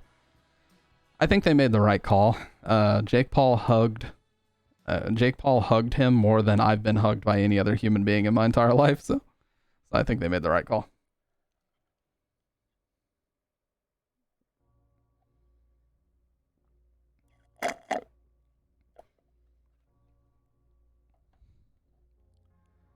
I don't know if I would even classify Jake Paul as a serious fighter still. He just comes across as an entertainer more than anything, you know what I mean? Like, he doesn't really challenge other boxers, does he? Like, he challenged, like, fucking Anderson Silva. And what, Tyron Woodley? Maybe it wasn't Tyron Woodley. Tyson Fury. The highlights weren't that good, so it couldn't have been that good. Yeah, exactly. It was a boring-ass fight. There was just a lot of hugging and gasping for air. Yeah, exactly. This was the first boxer he's actually gone against, and he lost. Like, he's only ever boxed against people that are either retired MMA fighters or just, you know, not even boxers. Not professional boxers, at least. It was Woodley? Okay, yeah. But I can respect the fact that, you know, he does seem to be very dedicated to it. Like, he posts videos all the fucking time of him just in the gym, just fucking drenched in sweat in the middle of like a drill, you know? Oh yeah, NBA player. You're right. So, you know, I can respect the fact that he's taking it serious, and he's doing that as a new avenue, because literally his entire shtick on YouTube was just being a fucking idiot. His shtick on YouTube was just being a 0 IQ fucking content brained moron. And it was getting old, and I think he realized that people were kind of getting over that.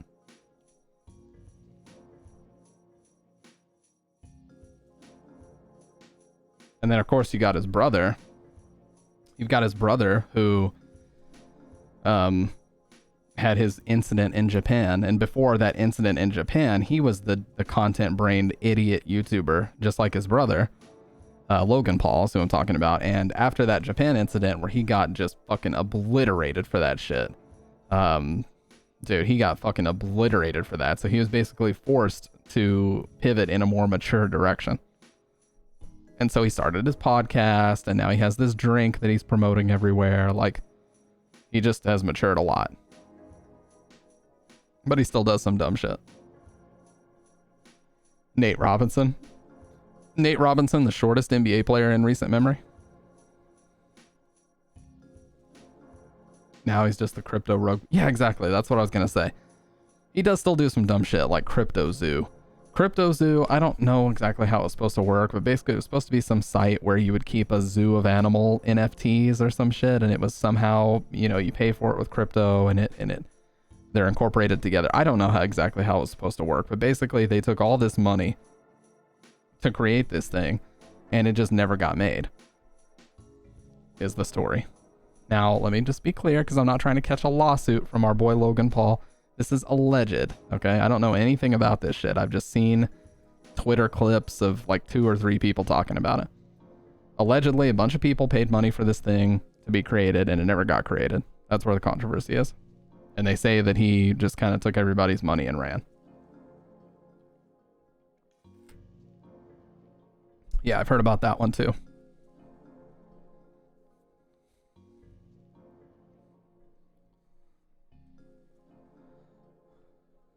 So, and dude, this podcast trend, oh my God, there are so many new podcasts popping up of people using this fucking mic. It's making my head spin. Just in the last like 2 weeks, okay? Yeah, everybody's trying to make their own currency. Everybody, literally every single human being that was on a TV show in the 90s or 2000s is making a podcast. There's the fucking Ned's Declassified podcast. Have you guys seen that? This Bathrooms episode? This started 3 weeks ago. And here we go. 3 weeks ago, the Ned's Declassified star is talking into SM7Bs at a desk. Christy Carlson Romano, also from Disney, has a podcast with SM7Bs. So, why is Nickelodeon? 4 of them.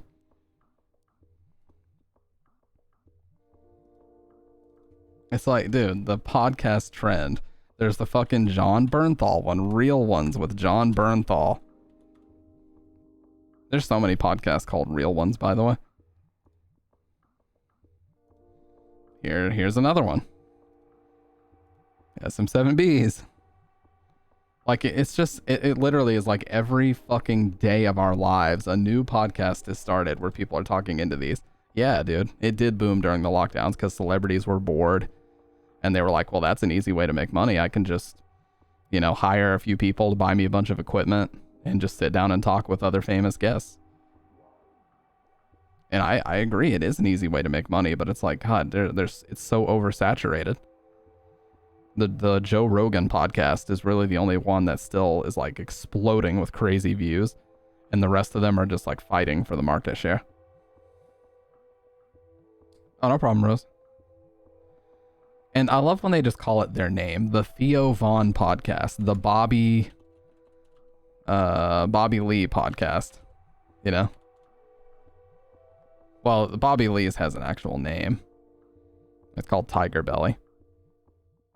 But yeah, when they just call it their name, the Theo Vaughn podcast. Well, I guess his is called This Past Weekend, but you know, it's just so oversaturated, dude. And another one, Rode PSA 1. That's a Mogami Core cable. I know that's a Mogami Core silver cable with another SM7 fucking B. Steve-O has one. The fighter and the kid sucks. What is the fighter and the kid? Oh my god, 517k subs. Do I even need to guess what they're fucking talking into? I don't. 4 SM7Bs. All with the extension rods. This one's on a Yellowtech Mika. This one's on a Mika. So is that one. And this guy's on a standard mic stand. Ludwig has one called The Yard, where they shockingly talk into all SM7Bs. And these are on the Pro Boom, which is what Joe Rogan uses. You see what I mean? Like, dude, it is the most... This might actually be the most popular mic in the fucking world right now. And I'm not fucking shitting you. It might actually. I can't even fathom the amount of these things that they must be making right now. They must be not able to even make them fast enough to sell them because of how popular it's becoming. It was already popular just because of Twitch streamers a few years ago. But now, Joe Rogan using it in all these celebrity content creator podcasts. I have not even really seen another mic. Most people are just like, bam, SM7B, done. No decisions to be made.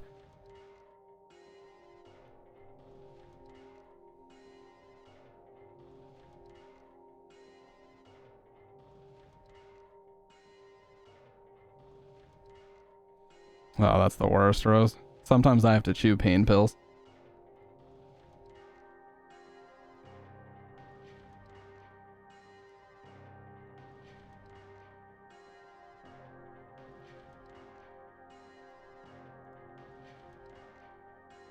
Like, and when I say pain pills, I mean acetaminophen, by the way. I'm not talking about some crazy shit like Vicodin. Your mom's house? Is that a real podcast? Oh god, it is. Literally, as soon as I type your mom's, I get podcast YMH Studios.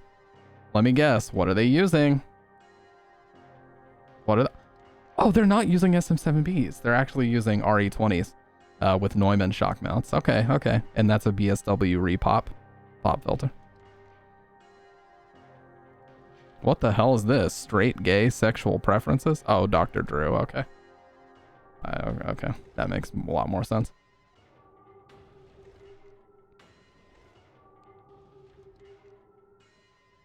But yeah, like I'm just saying, dude, like the oversaturation of podcasts right now is just, it's just on another level. Bert Cressicher, however you say it, he has a podcast where Big Shocker, he's talking into an SM7B.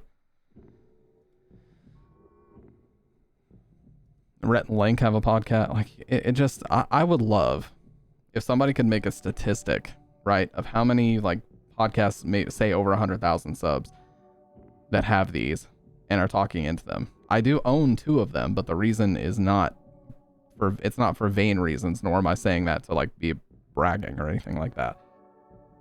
The second one I got because I had a bunch of like site currency. I had a bunch of basically in-store credit for the site that I ordered a bunch of my stream equipment from, and the one was on sale, so I ended up getting an SM7B for like $75. That's the only reason why I did it. I see that they always show the mic on standard TV where the mic is hidden. Yeah, because usually it's either boomed above them, like you'll have boom mic operators, or they wear a lav mic. If they're a news reporter, they usually have a lav mic on where it sits on their chest or so, and there's a wireless pack that transmits it. That's usually what you'll see on like sports reporting and stuff like that. Ooh, Memory of the Waters.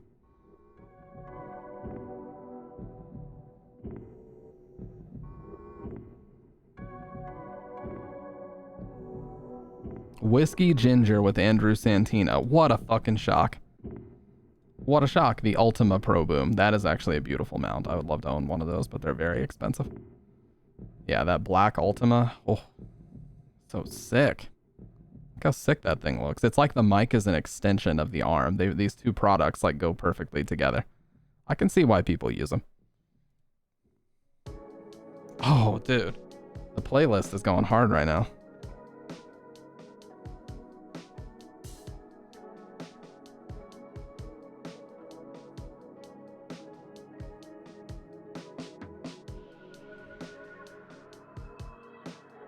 I had a random person while I was at the pharmacy ask if I was picking up meds for a family member. I said the meds were for me, and the person's response was, "But you're too young." And I've never had any moment in my life where I wish people couldn't talk until that moment.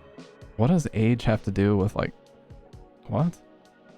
You have to be a certain age before you need medicine? Like, what a weird thought process, dude. You're not allowed to need medicine until you're at least 28, dude. But yeah, check this out. Pro Boom Ultima. Look at this shit. Oh my god, it's a $400 fucking mic arm. Holy shit. But that's it. And it only goes into the desk. You have to drill a hole in a table or a desk to actually mount it because it just comes with this system here. As a result, interviewers can see their guests and computer screens, not the mic arm. It's so sick. And I love how they just show an SM7B on it. They just know that that's what everybody's going to use with it. Some people believe that if you're young, you're healthy, which means you don't need any kind of medicine. Well, I mean, yeah, and then there's also that stigma that, like, when you're young, literally everything can be fixed by diet and exercise, even mental problems. Which, yeah, they may help in some way, but that doesn't mean they can resolve the issue. Like, they can't just fix everything. But I do hear that frequently from people that are older. It's like, what's wrong with all these young people? That what's up with their nutrition? They need more sleep. They need more exercise. It's like, yeah, I'm sure that would help, but that's not going to fix everything. That's just asinine to assume that it can fix everything. I love this song, Fortunate Sleep. See, I'm a fan of the Rode PSA 1. I use the PSA 1 Plus here. But I don't like that fucking branding. I like the original scissor arm, where it has none of that shit on it. I like self-medicating. I don't go to the doctor. Well, self-medicating to me is kind of scary. I personally wouldn't do it, but I'm not going to judge you for doing it.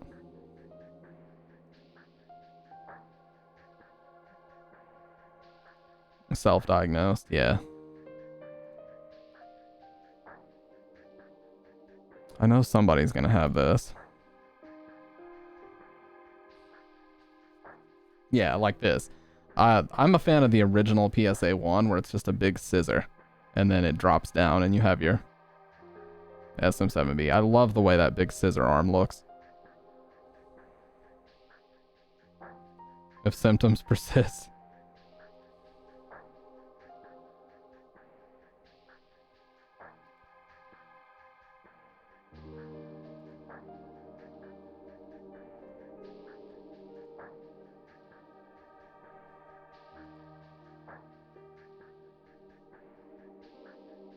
Yeah, like, look how clean that looks, man. I used to use this arm. That shit just looks so clean on a desk. He's got a Fed head connected to that. It just looks beautiful. So clean. I've had people tell me that my endometriosis was probably caused by poor health choices, that I needed more exercise. Then why did I change it? Because I needed a not dog shit one in at my work setup, to be completely honest. And this one was the same price as the standard PSA 1 at the time. What's up, by the way?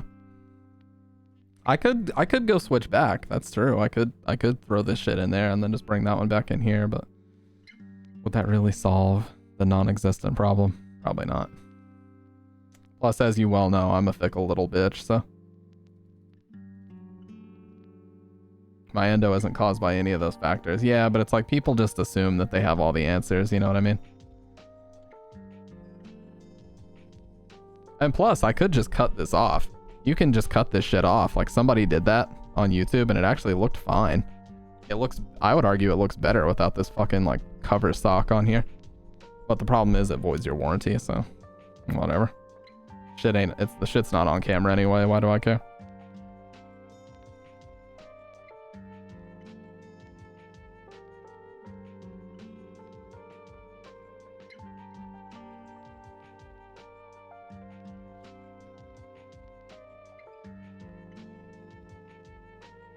My girl takes so many pills, it's ridiculous. I just want things that get me high. I'm a degen. Hey, I won't judge. I had a really horrible experience with pain medicine when I was younger. I was given oxycodone, maybe? It might have been Vicodin. I can't remember if I was given Vicodin or oxycodone, but I was given it because I had a dental surgery and I needed some very severe pain relief afterward. It was a very small prescription that they gave me just for the first 2 weeks of recovery period. And I took half of one and I had the worst nightmares I've ever had in my life. And I woke up genuinely feeling like I was in danger of dying because of how bad those nightmares were. And it was such a bad experience that I just basically used Advil for the rest of that period, and I never used the rest of the Vicodin. I fucking hated it. Whatever it was, I can't remember if it was Vicodin or oxycodone or Oxycontin, I don't know. But it was horrible. And I just felt really sick. Yeah, it just made me feel really nauseous, really horrible, throbbing headache, and I fucking just had the worst nightmare of my life. So I was like, fuck this shit, I'm not taking this again. Need to smoke weed again. I stopped in September to get a job, find out in a week or two finally. Yeah, it's not a lot of places even bother drug testing for that, or they don't really care about that, is what I've heard. It's illegal in my state, so I'm not touching it. I've never touched it.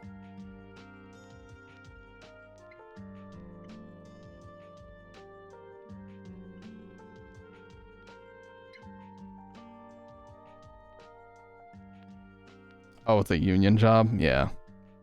Been eating lots of mushrooms lately. It's been fun. Oh, you mean fried mushrooms, like you'd put on a burger, right? Grilled mushrooms? I know that's what you mean. Dude, mushroom Swiss is definitely one of the best burger types in the world. Don't at me. I said don't. I'm not fucking around. Yeah, portobello. Exact porcini, portobello. There's so many options. So many options.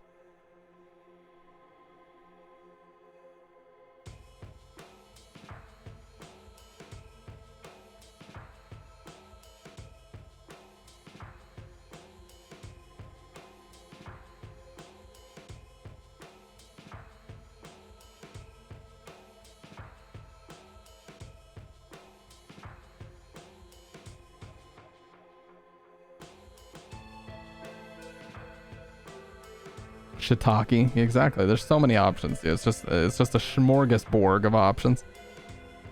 I haven't got the chance to use that word in a long time. I had to bust that one out. But yeah, I don't know. I think a lot of this is about did any System Show stream? Oh, System Shock. I will definitely play System Shock when it comes out. I'll say that much. I started drinking more without smoking. You can call me a pussy if you want. I don't do alcohol very well, man. I like maybe a couple beers, very rarely, here and there. But when I get to my third beer, I'm I just have to piss every 3 minutes, and I'm fucking just feeling nauseous, and the buzz is going away, and it's just turning into nausea and headaches. I'm just not a fan. And I can't find a beer that I like. The closest beer I ever got to actually liking was bottled Rolling Rock. That was good. But I had to put it in the freezer until there was a frost at the top, kind of like when it comes out of the draft, really fucking, really fucking cold. That's my favorite. And at that point, it's so cold, it's can you even really taste it? Said like a true AVGN fan. Not just because of him, I actually think it tastes pretty good. All malt rocks. I like, as a full-bodied beer, you can call me a redneck or you can call me a hipster. I'm just gonna say it. I like PBR. I think PBR is genuinely a delicious beer. Crucify me if you must. I like PBR, okay?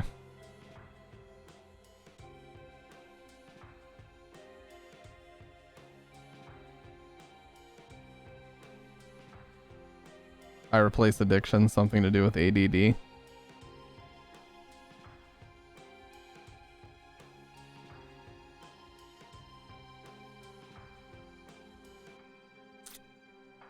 I've never tried crazy fucking liquor like absinthe or anything like that. I like rum and coke. That's probably the heaviest quote unquote drink that I actually like is rum and coke because it's super smooth, you know? And honestly, Popov vodka. If you guys want something really cheap to mix that is just really good, buy Popov vodka. This shit is like in a plastic jug. It's cheap as fuck. It's like $8 for a big thing of it. And it is just butter smooth. It has like this creamy texture to it.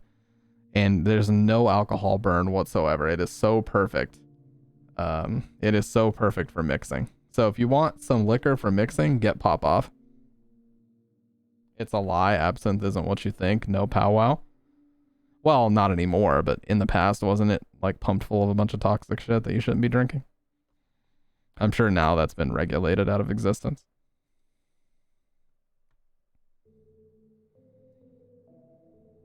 Like how Coke used to actually have cocaine in it.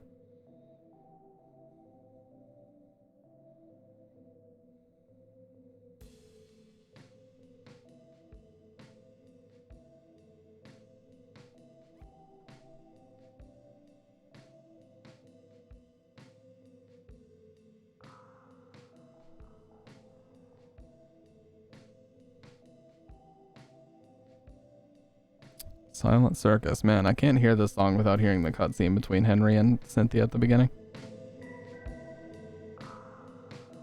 It's supposed to be psychedelic. Yeah, isn't that what the guy who made Alice in Wonderland, they say that he was like tripping on absinthe when he wrote it? Oh, let's check this out. The Silent Hill subreddit. I finally played every core game and then I ranked them. Oh god, well, Silent Hill 2 is going to be at the top. Of course. What a shocker. What a fucking shocker. Oh my god. What the fuck? He put Downpour above Shattered Memories?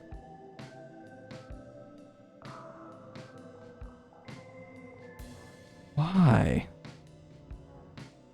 Who is this person and what are they doing? No fucking way he did that. Not here in the States. Oh yeah, of course not. How the fuck do you put Homecoming above 1? Well, no way. Okay, that didn't happen. That was a lie.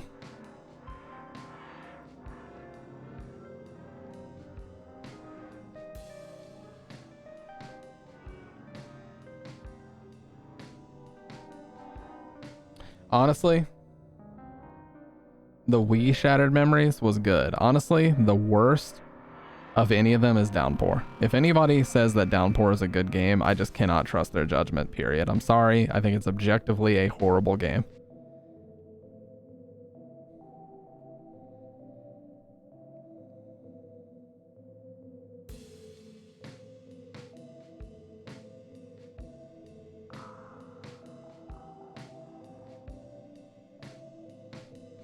Now, Homecoming, that one has grown on me a lot over the years, but fucking Downpour, I don't think it'll ever grow on me, man.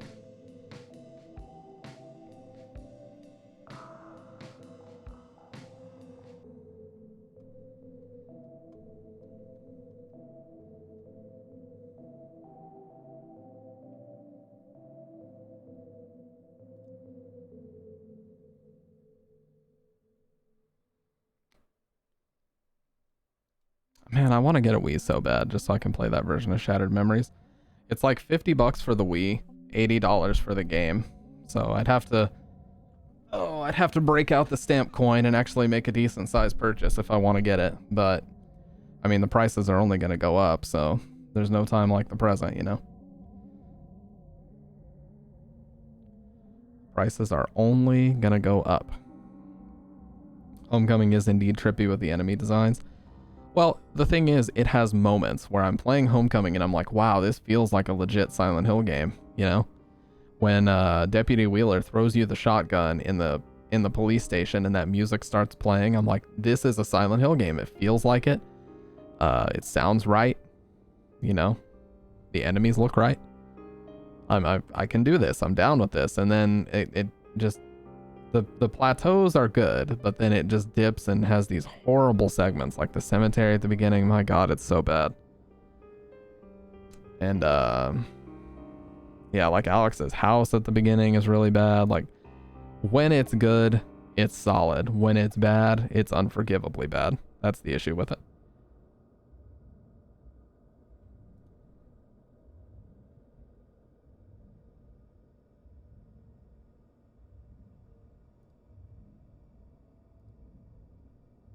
That's the issue. Kind of like Black Mirror as a show.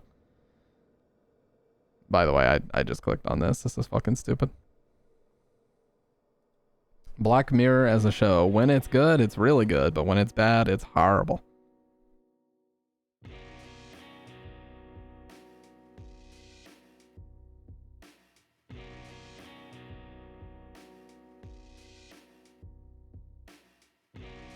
Dude, Tusk said he had this song stuck in his head really bad the other day. And The Small Sanctuary. I love the reverse cymbal hit sound in this song too.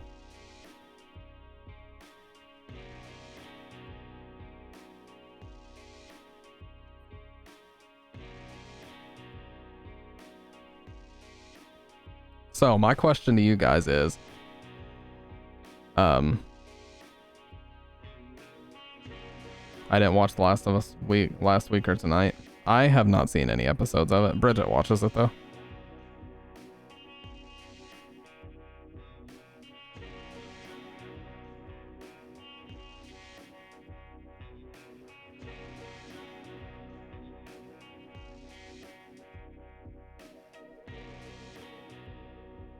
Anyways, my question to you guys is, do you want me to just move straight on to Amnesia?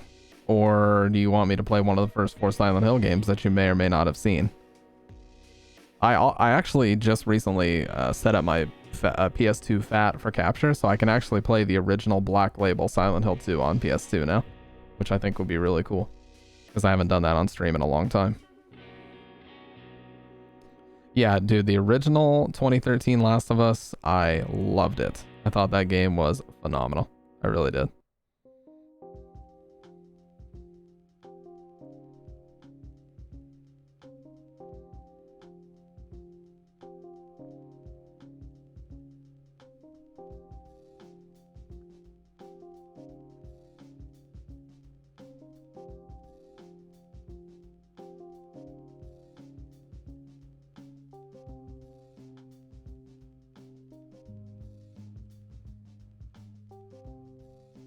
I'll go for Amnesia. Yeah, I feel like it's overdue. Like I have to be, I have to literally be one of the last people to the party. Okay, so if you had to guess, how long would you say it is? Like, is it a 8-hour game, a 9-hour, 10-hour game, anything like that, or?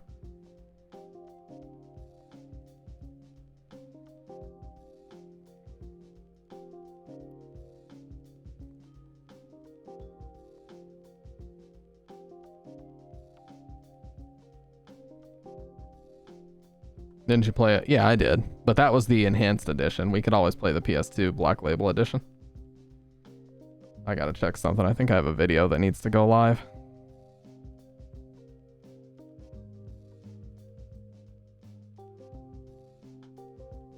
On my YouTube. Oh, what? Shut the fuck up, old me. Nope, they're all public. Okay. Damn, dude, I have got to start uploading like immediately. I'm so behind on my fucking VODs. Holy shit. All memos to read? Yeah, of course. We're gonna read as many as we can find. Around 7 to 10-ish. Okay, that's not bad. Would probably... Well, I'm off Monday and Tuesday. I'm off Tuesday and Wednesday. So we could do really, really long streams and probably bang it out in one shot. Because we've got tomorrow night and also Tuesday night.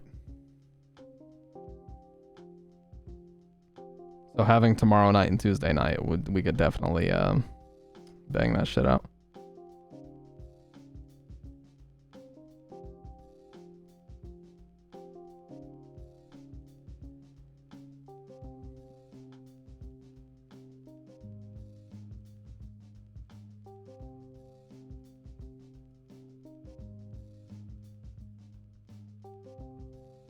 ASMR Sundir roommate takes care of your drunk ass, in parentheses drunk. What the fuck are these YouTube videos I'm getting recommended?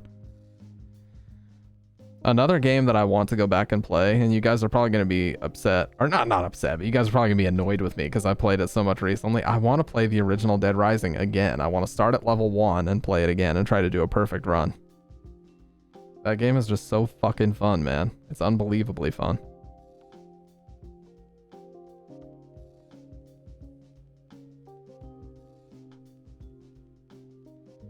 Plus, how can you deny fucking Gone Guru? That song is so great.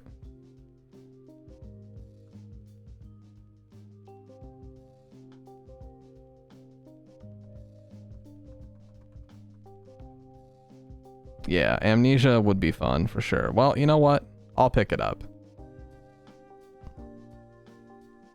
Let's head on to G2A or Kingwin.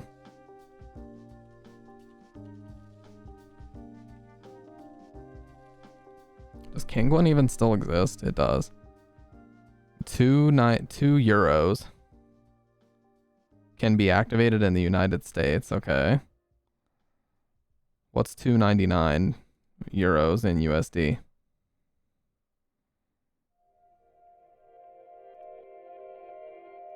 It says buy with Visa. No, I'm trying to buy with PayPal, bitch.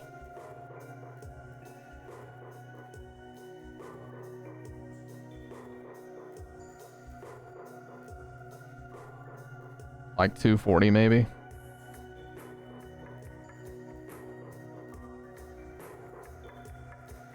Sending you to Kingwin? What? I didn't want to be sent to Kingwin.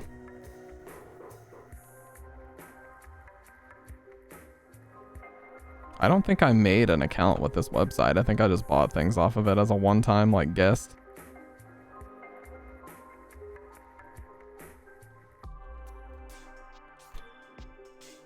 It's $4.14 from G2A. Yeah, $4.36 from G2A, so I'll buy this one. Holy shit, I'm getting flashbanged by this right now. Oh my god.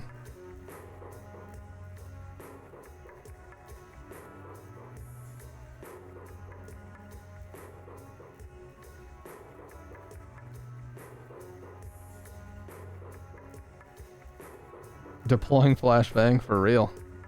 Holy shit.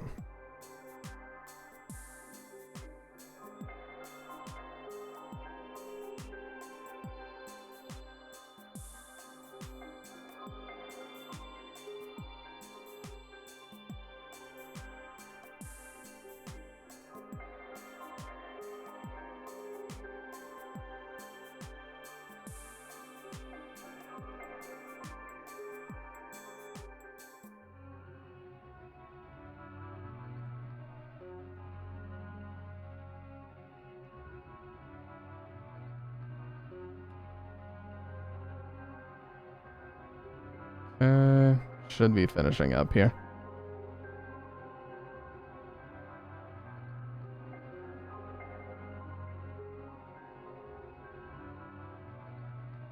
Okay, processing your order.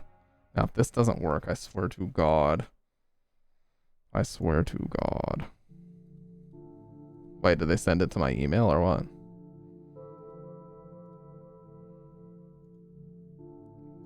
No, they don't.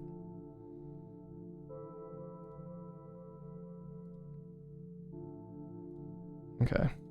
It's now hidden, so nobody move. Nobody move. It worked. Oh, that was collection.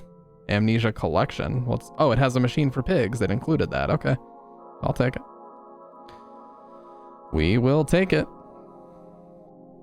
It included a machine for pigs. Well, I didn't ask for that, but I just got both games for $4, so I'm not gonna complain. Good ass price here in 2023. Okay. Yeah, dude, I'll take it. I ain't complaining. And there we go. They're already downloading. I can actually uninstall. What is it? Fucking Borderlands Enhanced? When did I install this shit?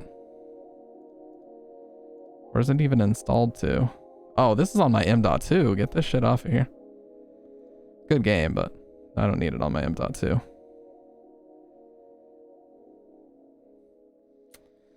Like that time I bought an LED bulb and instead of the regular, I got a Wi-Fi enabled RGB bulb. Hell yeah, well, I'll take that. Hell yeah. Rainbow Six Siege is installed somewhere. Where the fuck is this shit installed?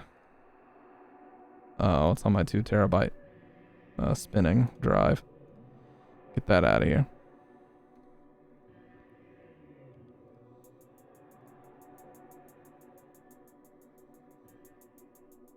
Okay. Hey, what's up, Dr. Red?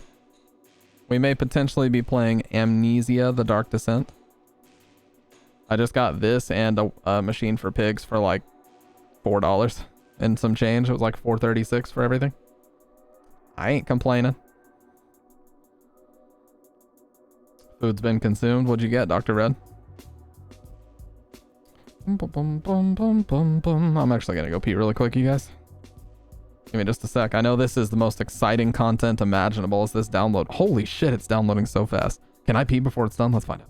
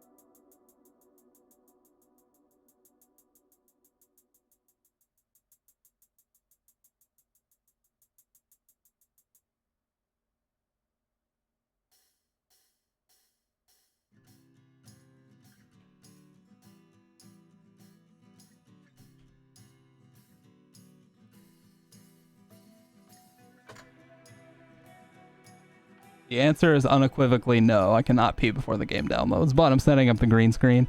And fuck it, we're going to play tonight. We're going to start her tonight. Let's go.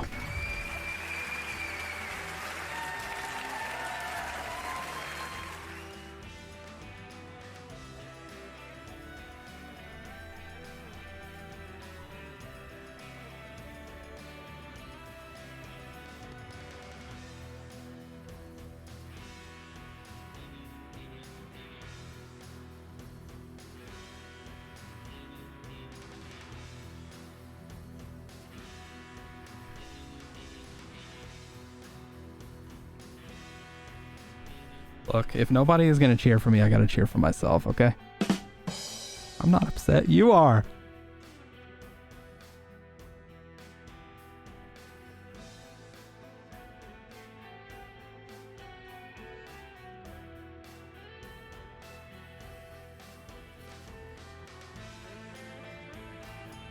That's right. I said, you are.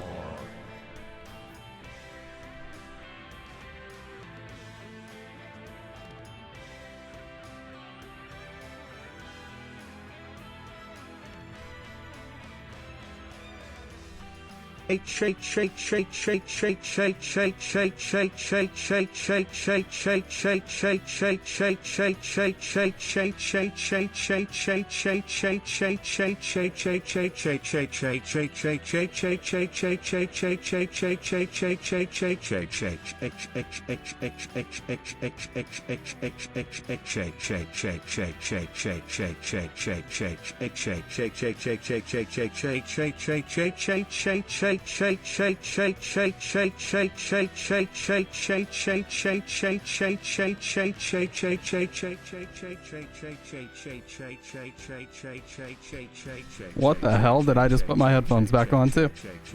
What have you done, Dr. Red?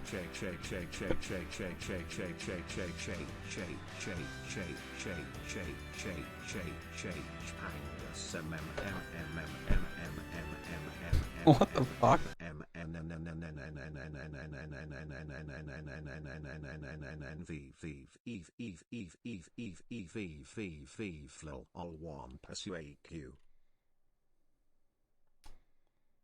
Okay, well, I'm glad you got that off your chest, Dr. Red.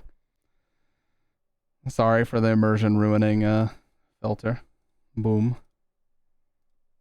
I'm glad you got that off your chest. You know, we all have our different methods and styles for how we get these things off of our chest. It's important that you mature. You need to mature into an adult and get these things off your chest in a mature way. I'm sorry, I'll stop saying that dumb shit. All right, how many years late to the party? 13?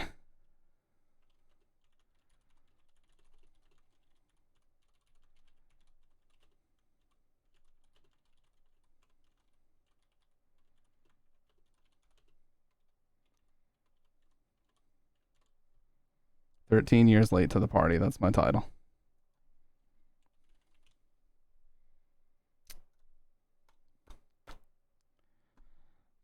A whole 1,000th of my life. If 10 years is 1,000th of my life, then I've been alive for a shit ton of years, dude. Damn.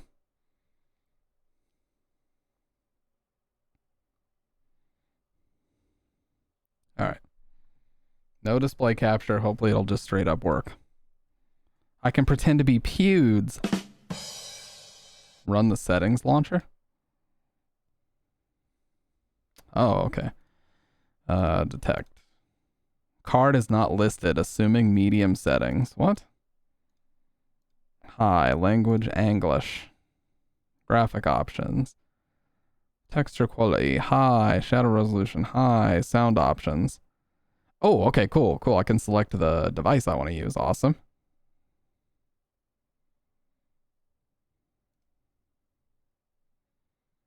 Boom. Let's go. My camera froze. Okay, well, so far it's just working. My PC might not run it.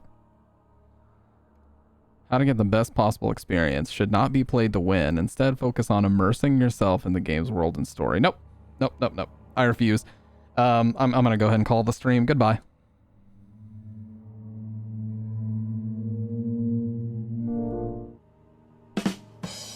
Just kidding.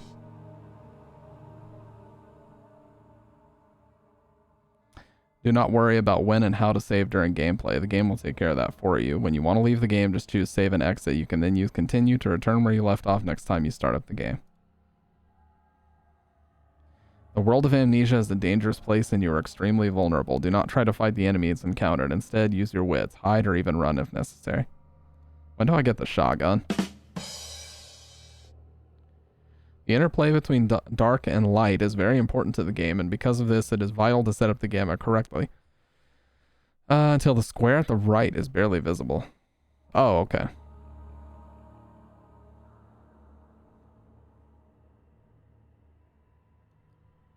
A dark room and wear headphones for the best effect. Well, I can't be in a dark room because then you guys wouldn't see anything. You want to see what a dark room looks like?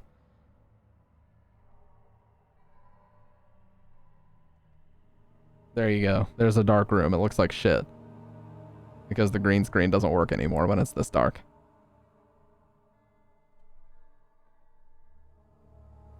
Yeah, so I can't really do that, so.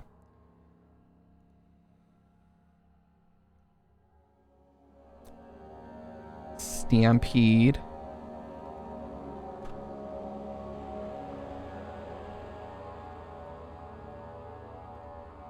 Wow, this looks very ancient, dude. Smooth mouse? No. Graphics? Look at those graphics. Yeah, it looks like an old MMO menu, that's true. Resolution, what? Hi, bitch. Restart required? Oh my lord. Oh my Lanta. I just want to max out this game from 2010. The fuck is this?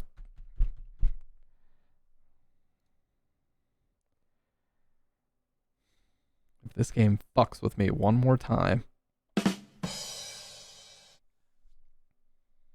Yeah, just get to the game. You guys are like, get to the game, you old fuck. The way the game was designed to be played, hell yeah.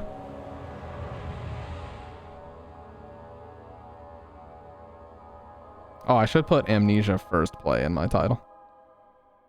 Don't forget, some things mustn't be forgotten. The shadow hunting me. I must hurry. My name is Daniel. I live in London at Mayfair. What have I done? This is crazy. Don't forget. Don't forget. I must stop him. Focus. My name is Denial. I am Daniel.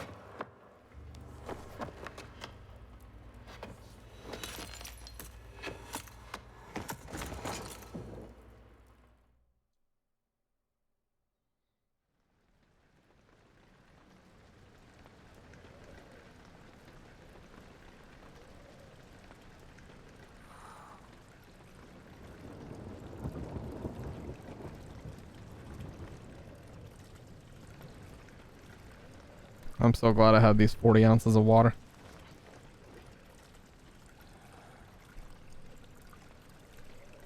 Hydration is so important.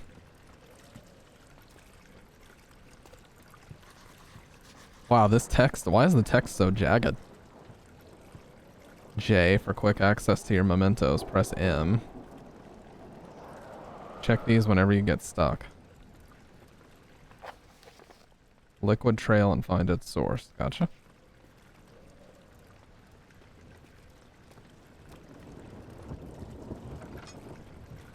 Oh, it's like this. Okay.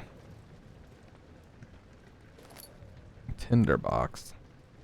Getting 2 planned redeems because I made a memorable speech about Stam meaning to get to Soma for a long time. I mean, you weren't wrong. Oh, okay. So the tinderboxes are used to light candles. I got you.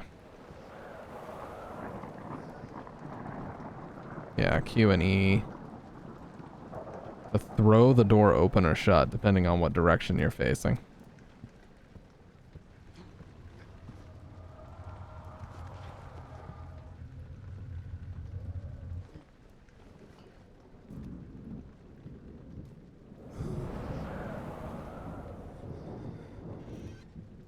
Shotgun? God damn it. I know there's no shotgun. I'll stop that.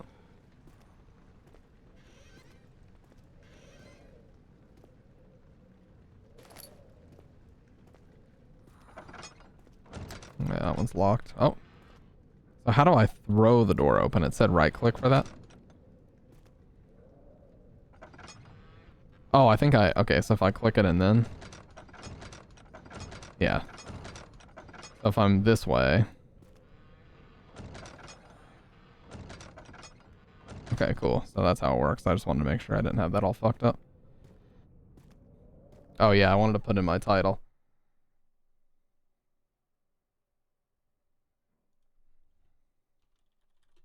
Amnesia: The Dark Descent, first play.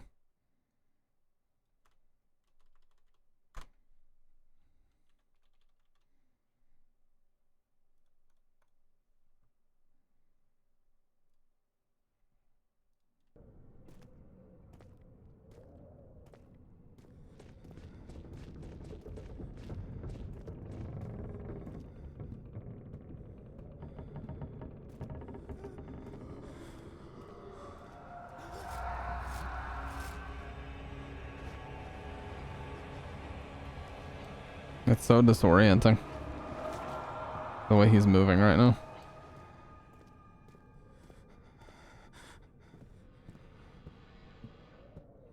Man, this is a very dated looking game, but not in a bad way. I like it.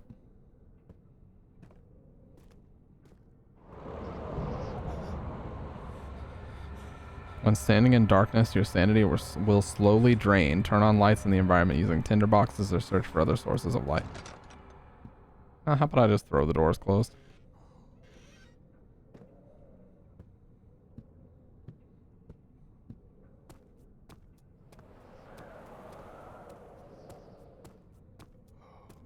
Also, I will admit I was very cynical back then, and I specifically did not play this game because it was so popular and I felt like it was overplayed.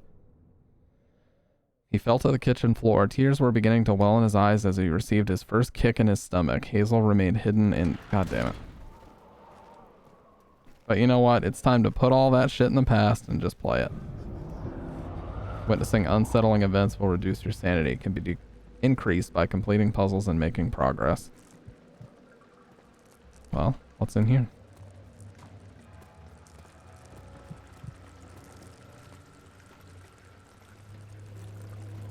Two tinder boxes, so good thing I came in here.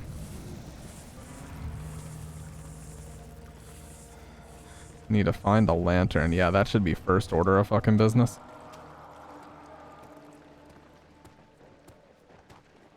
I can't fucking see anything right now.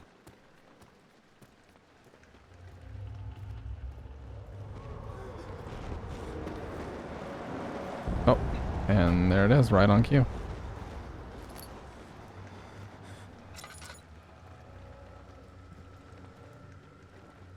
Nice. Oh, okay, so it's just like Soma. Grab with mouse 1, throw with mouse 2. Gotcha.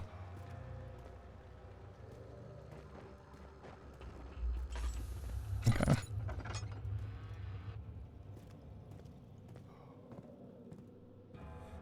Hidden tinder boxes. I'm assuming they're one of the most important items in the game. You know, considering they start giving it to you pretty much immediately if you look to the right. Can I break these?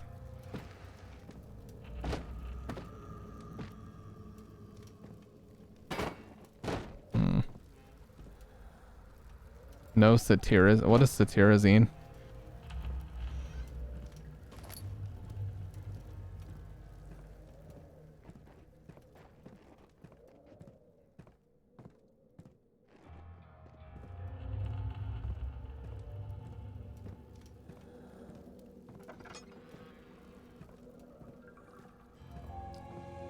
I like these controls a lot.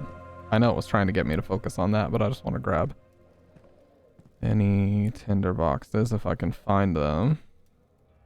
Got 5 right now. Lantern oil? No, dude. God damn it. I already need more.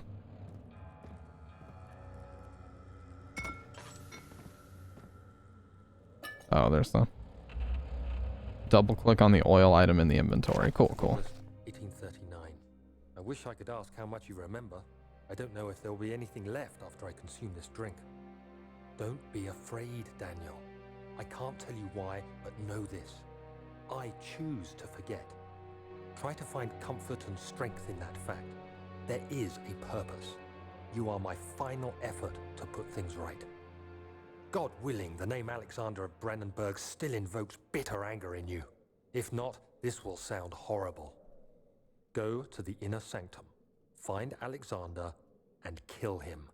His No body walking is run. old and weak, and yours, young and strong. He will be no match for you. One last thing. A shadow is following you. It's a living nightmare, breaking down reality. I have tried everything, and there is no way to fight back. You need to escape it as long as you can. Redeem us both, Daniel. Descend into the darkness where Alexander waits and murder him. Your former self, Daniel. Descend into the darkness? That's like the title.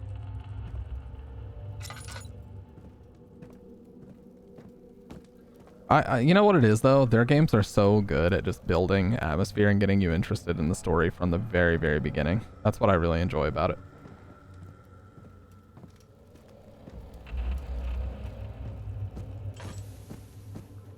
So I'm assuming we could even go back further and play Penumbra and it would be even more so like that, which is really cool. Okay, cool. That was easy. I should stop using it all the fucking time, though.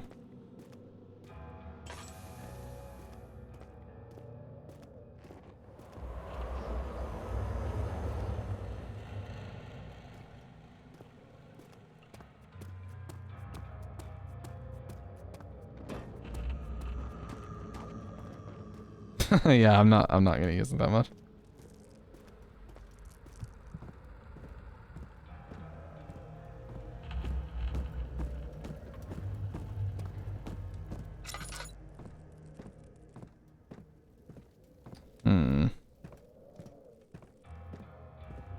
Oh.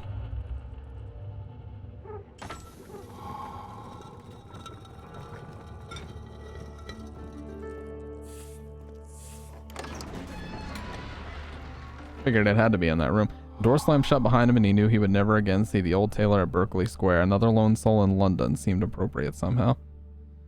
I wish they would let me decide when these screens go away so I can actually read them in time.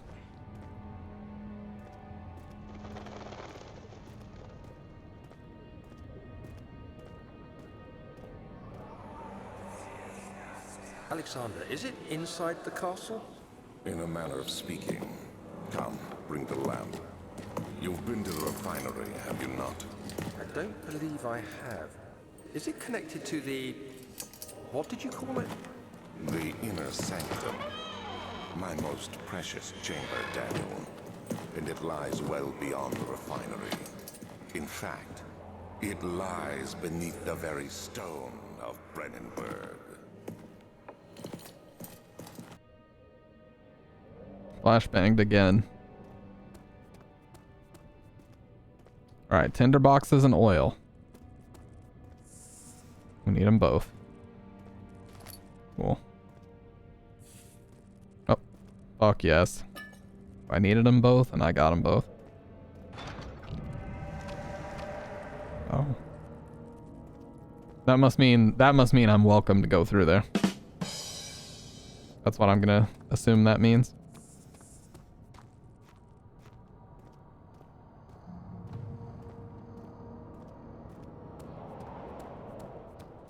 That's pretty standard, I mean.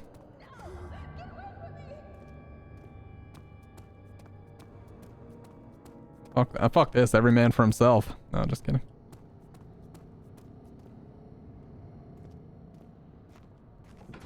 Laboratory. The other children cheered him on, his name voiced in a steadily rising pace, urging him to do it. Am I really doing this? The young boy thought and struck his victim with a rock.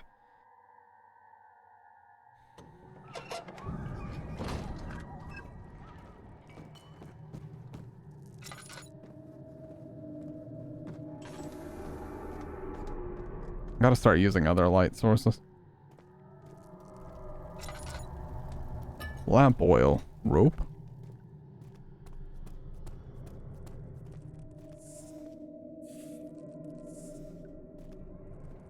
There's nothing left. Everything is gone. Like I'm gonna light this.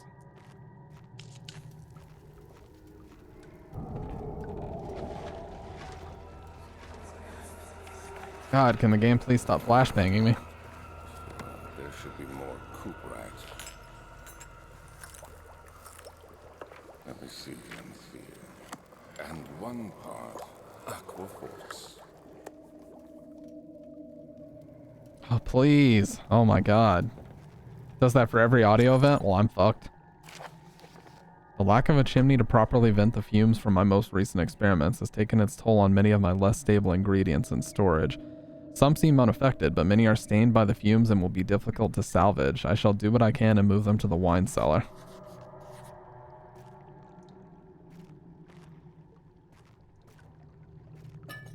Okay, cool. Got a lot of oil. It seems like they're not too stingy with it, which is great.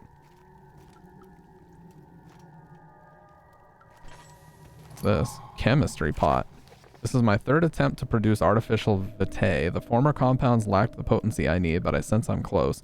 Calamine and orpiment are a given, and the cuprite bends them well. This time I will attempt aqua regia instead of aqua fortis and hope it will produce a more even solution. The experiment was unsuccessful. The solution is highly acid and proves impractical to put to any use except as a detergent. Organic tissue reacts especially violently to the solution and should be handled with the greatest care. I might be able to use the recipe, but I'm losing hope that I'll find an alchemic solution to my predicament. Yeah, there we go.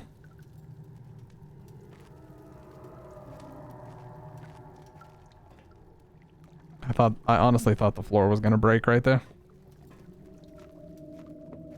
So he's gonna move them to the wine cellar. Are we in the wine? No, we're not in the wine cellar.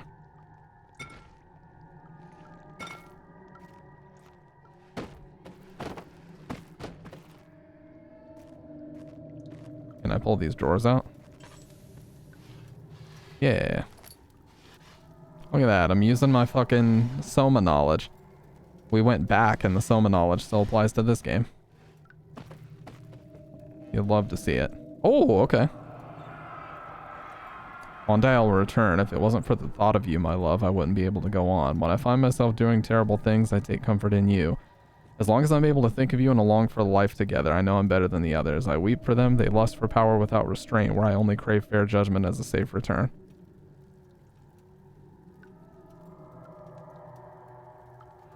What is that? You know what? Throw it closed.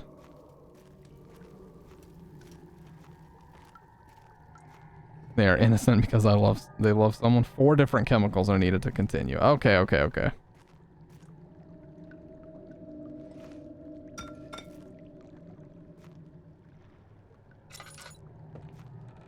So it's none of this.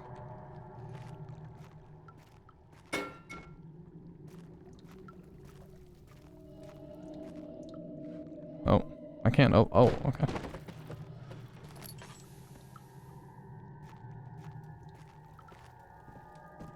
I'm finding a shit ton of tinder boxes, though.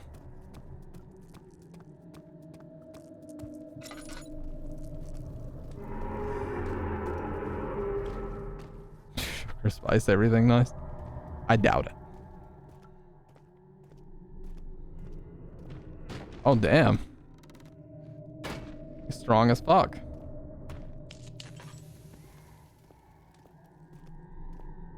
Was everything actually down here? No way.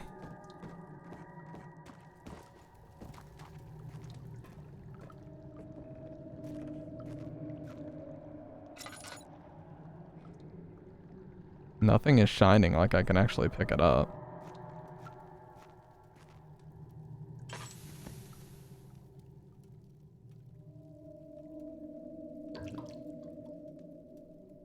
So I have to assume it's not down here. Wait, what is this?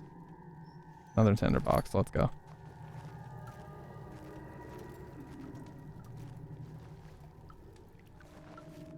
Alright, well, let's go look for him.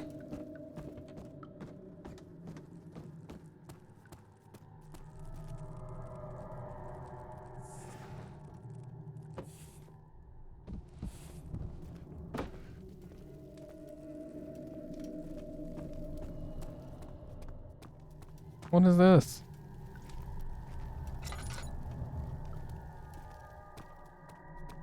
I do not consent to any kind of blocked passageways.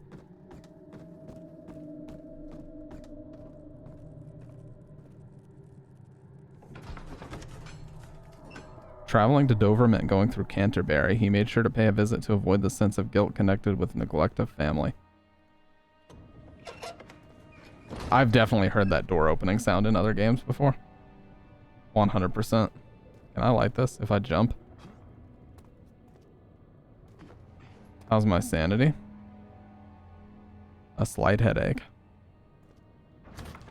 It's locked and will not... Okay, so he put them in the wine cellar, so we gotta go find the key to the wine cellar. But still need lamps most of the time? Yeah.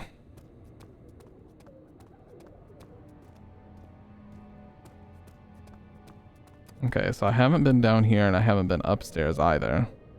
So let's check upstairs first.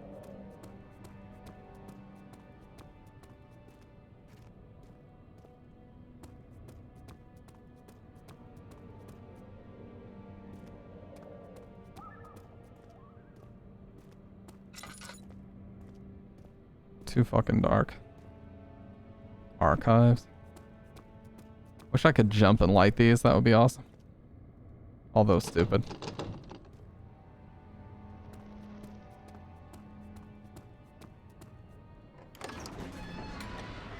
A fragrant taste of rose lingered in his mouth. Turkish delights, he thought, just like the ones at the on the consulate in Constantinople.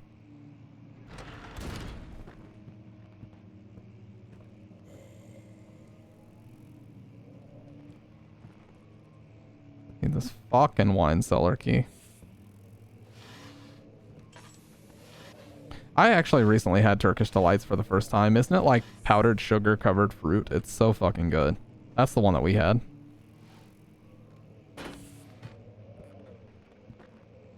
16th of May, 18. Yeah, it was delicious.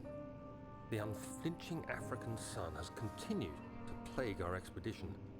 Did you have the rose one? I don't remember. It was a variety pack How Professor Herbert off of Amazon because I've always wanted to try it. Vast plains of nothingness Really good. remains a mystery to me. When I asked him about the tomb again, he told me about the legend of Tin Hanan, the mother of us all. An interesting story in its own right, but I can't help feeling there's more. Later that evening, I love we these uncovered voice a acted ones passage too. beneath the dunes, leading to a sand-covered stone structure. Could listen to this all day. The professor was confident it was the tomb we sought, and ordered the others to clear the way late into the dark, cold night. Tomorrow, I shall lead the men into the ancient structure, hoping to reach the burial chamber. No matter what the professor... For sure, very audiobook voices. The dig should yield something interesting to take back to London and the British Museum. Yeah, whoever that is doing that voice acting, I could listen to that dude talk all day. I wish I had an audiobook voice, dude. That'd be so cool.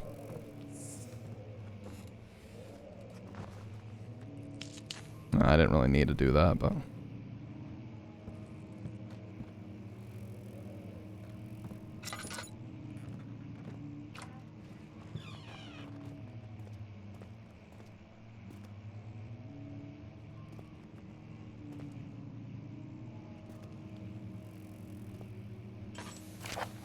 I hereby offer my full attention and services to Alexander, Baron of Brennenburg. This contract will reign for a total of 3 years, when my freedom shall return to me. In addition, Alexander... Wrong voice. Baron of Brennenburg is to recommend my services at the Prussian royal court and within the sanctum of the Order of the Black Eagle. May no man break this seal. Wilhelm House of Garrick. Yeah, sorry about that. That was, not intentional, okay? I could even up the echo just a little bit. If you go all the way, it's too much, but you need about halfway.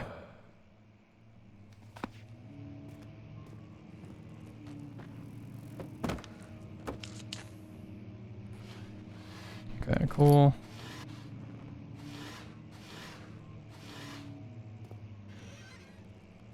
What is this wine cellar key, though?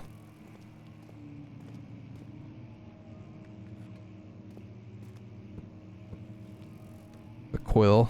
Very British. Oh, the ink actually fell out of it.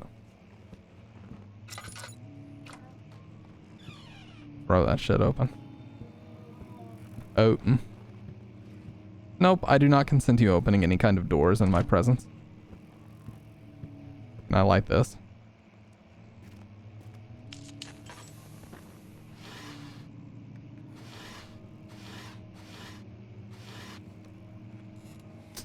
Useless.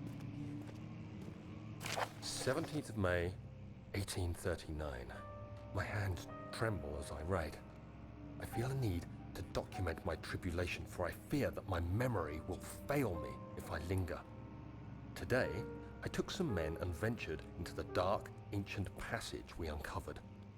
Our torches burned faintly in the murky air as we slowly made our way underground. The men were superstitious and fearful. They argued loudly, and I felt their strange language getting to me. I mustered my strength and yelled at them to continue down the slopes and broken steps. The crudely carved passage confused me. It looked much older than the 4th century structure we had expected. The twisting path emerged into a great antechamber. The walls were lined with statues unlike any I'd ever seen. Despite their unearthly quality, I felt a strange familiarity toward them, which haunts me still.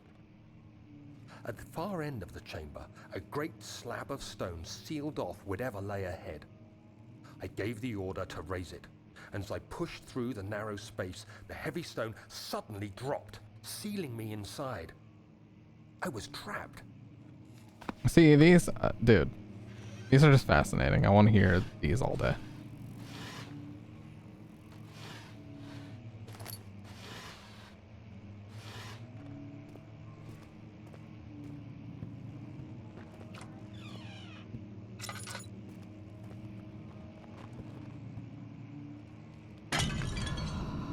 I wouldn't go into a sealed room through a small gap, especially not first.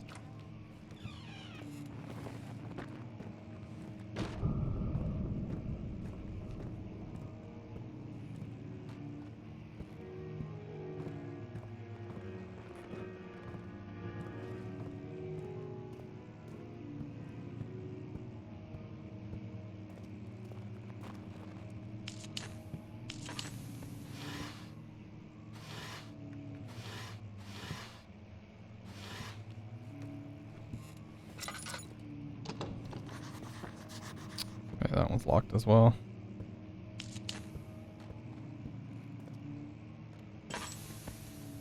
Huge fucking room.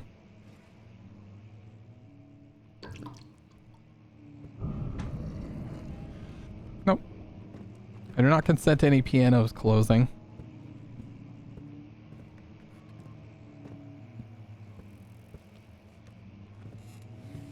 I didn't ask for this.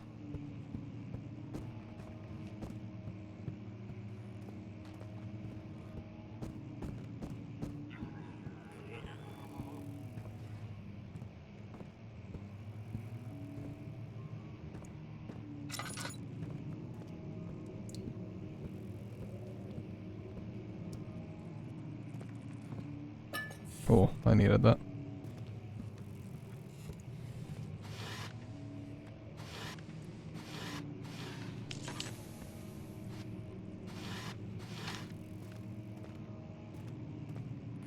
Floor plans.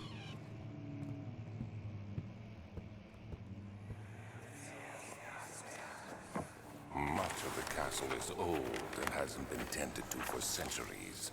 When the shadow arrives, it won't take long until things start falling apart. We're just buying time anyway.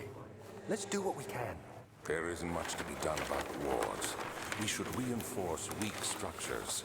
The ground will tremble and there's a risk everything will cave in on us, especially downstairs. Here, and there. Let's get the servants working on it. Hopefully I can take these two. Nope. Can't take the maps, gotta love it. I can take this tinderbox though.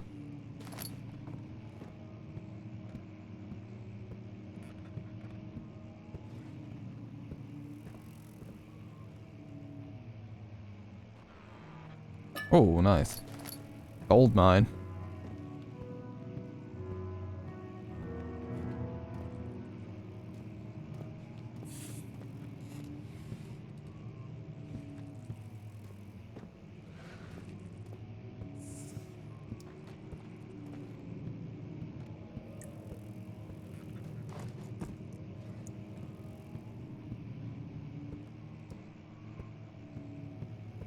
Come on, dude. Where the fuck is this wine cellar key at? I went through here first because I lit those. Hey, no problem, Dr. Ed. You had to go home and be a family man, as Guile would say.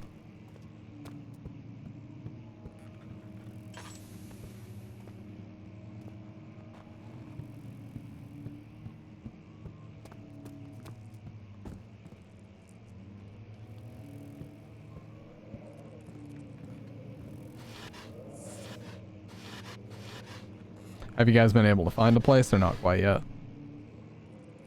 Still kind of looking.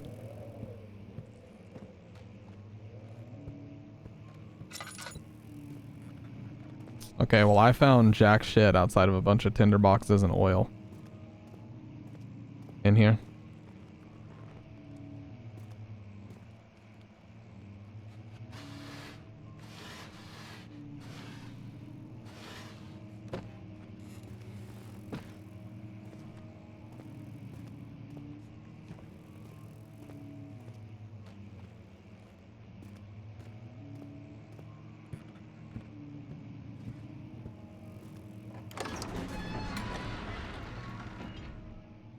The statues were praying, gazing into the dark domed ceiling. I couldn't go down here.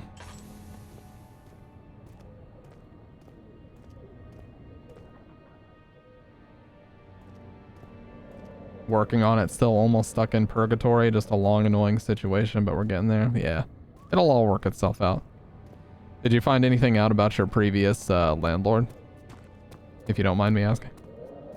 Or has anything else happened with that?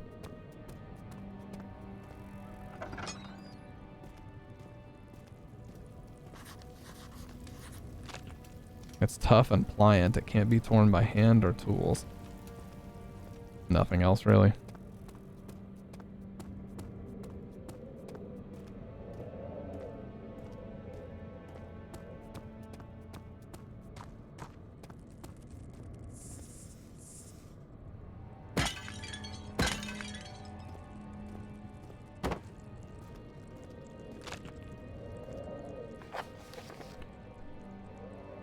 Okay, so I'm gonna need the chemical to dissolve that.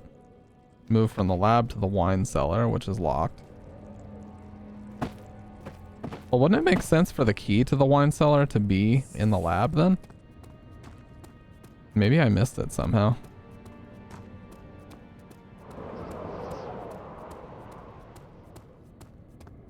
This wasn't it.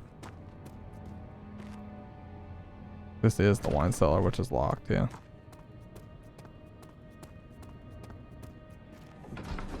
See if there's something I missed in here.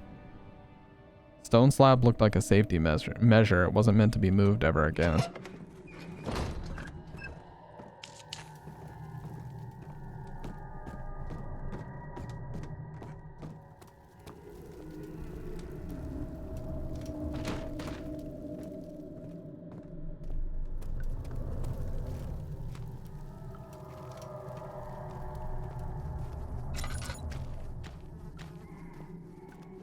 Okay, control to crouch. What is this place?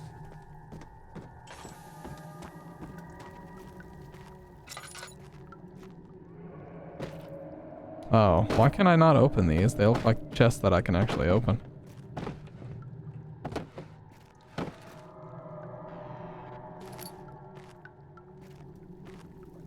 One of them I could.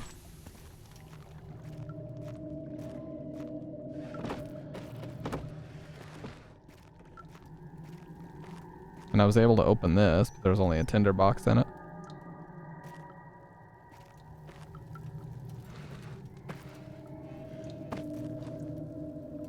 This is some kind of audio event. Or it just reads this. Oh yeah, any game that lets you throw things around. It is your you have to do your due diligence and throw shit everywhere you possibly can.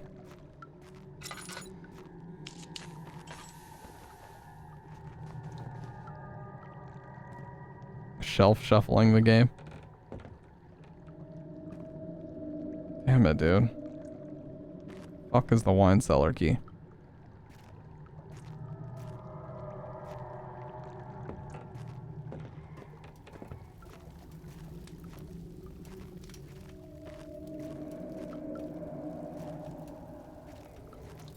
Fine. Well, it ain't in here.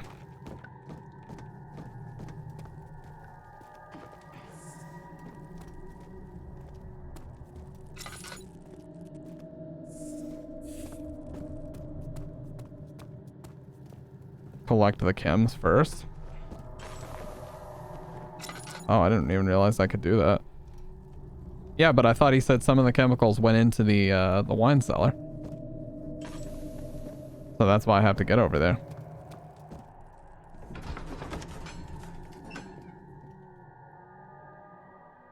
It was done, the men said. The tomb had been revealed. Tin Hinan awaits, grinned the toothless foreman.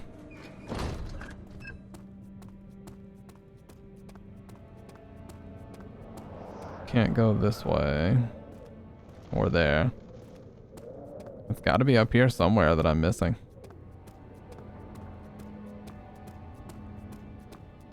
Or that I did miss. Oh, never mind.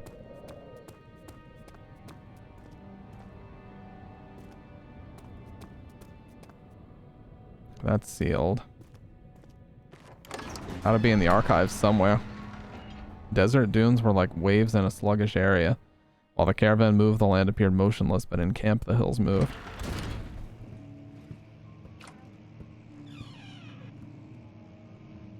Okay.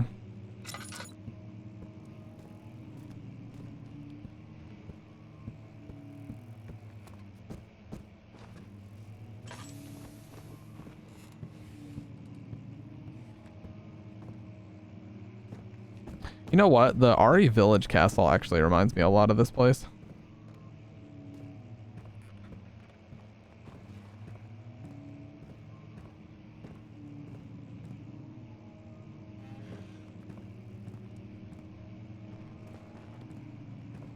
I know I checked that one.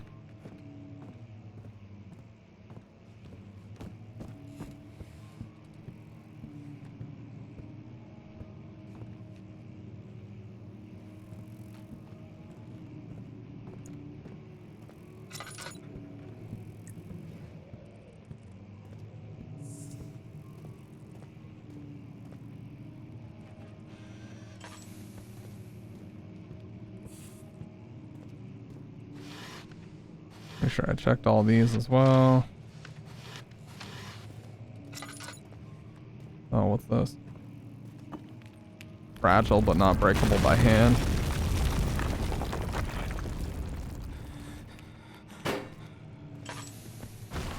Ah, there we go. Massive. The good shit better be in here. Oh, I did not mean to do that, but okay. You have to be swift when you activate the first one. You hear that? If it stops, you'll have I actually know what that means. To live is to die. Isn't all this a bit... Or to die is to live. You can never be too careful, Daniel.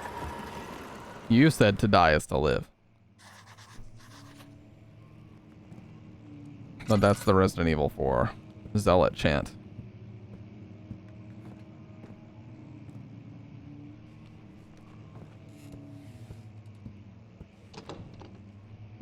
Locked. Bullshit.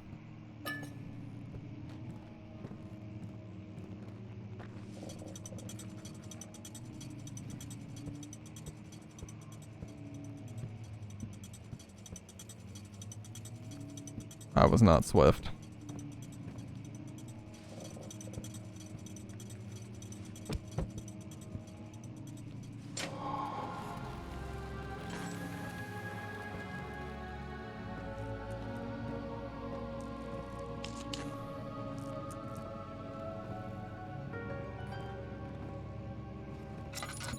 Did that unlock this?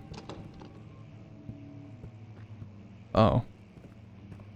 It opened this. Oh. Fuck yes, let's go. Wilhelm and his fools have endangered my research long enough with their absent-minded handling of the human vessels. The sheriff is keeping a watchful eye on the forest and is killing my trusty servants. It's just a matter of time until they follow the trail to Brennenburg. I need to lock Wilhelm and his men up to avoid further investigation from the public.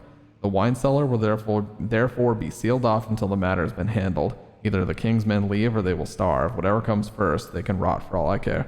Maybe I will feed them some wine. It would in a sense solve both of my problems. I'm just gonna say it, this guy, not a good dude. That might be a hot take. But I don't care.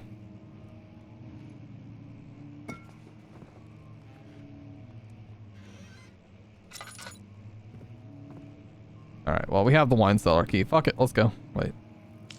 No, dude, I did not mean to do that. was just clicking around, dude. Hey, this is open now. We can get out of here easily.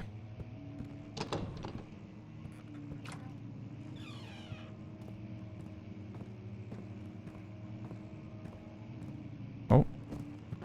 Good shit? Yeah. There's a note back there. In here? Oh yeah, I saw it here, but how do I guess I have to shatter it.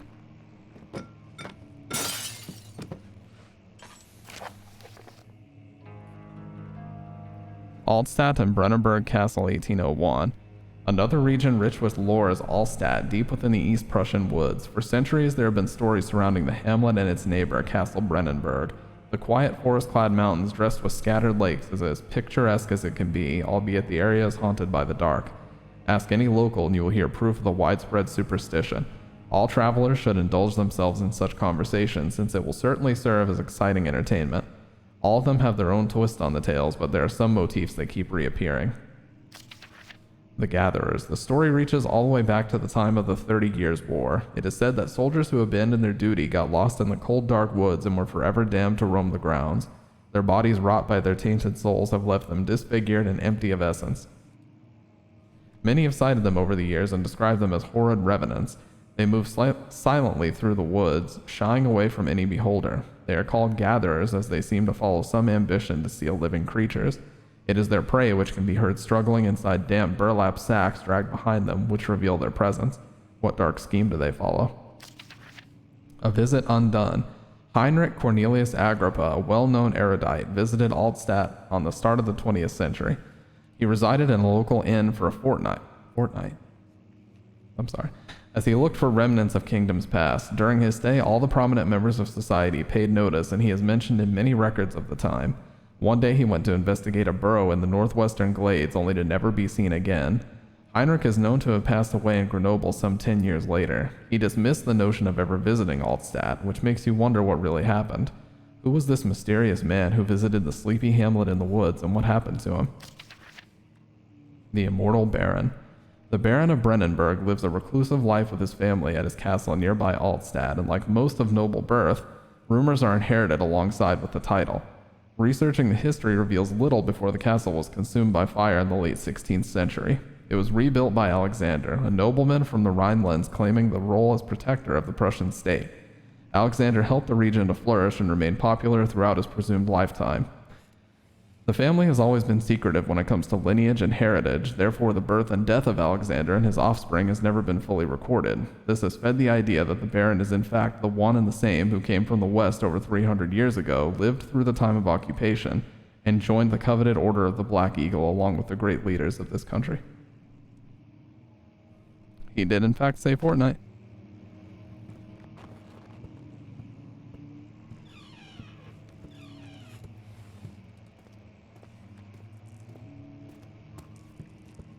I heard it, I read it, I confirmed it.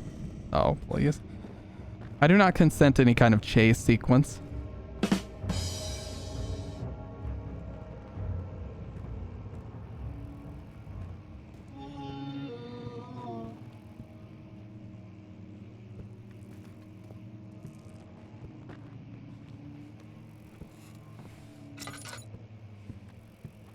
I do not consent to any kind of hide-and-seek mechanics. A handful of sand trickled from his crumbling stone ceiling and pushed down on the brim of his hat. He braced himself as the cavern suddenly shifted and settled. What? No, I don't consent to any kind of attack, punch, kick, or slap. By the way, this is a joke about the Sovereign Citizens video where the guy thought saying I don't consent would stop him from getting arrested, so just want to make sure that's clear. Oh.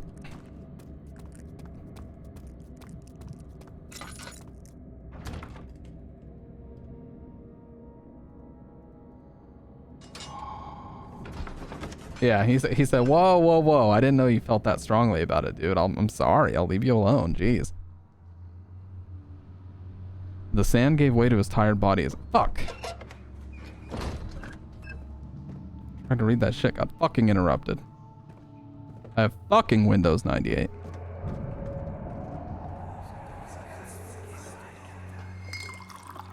Where did the Baron go? Who cares? He left us enough wine to last us a lifetime.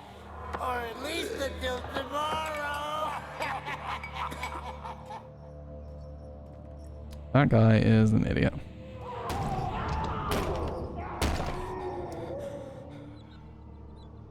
Listen to that little squeak.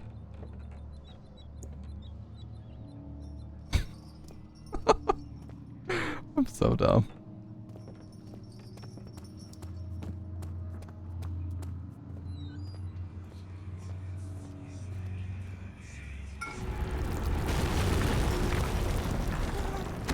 Oh, what the fuck?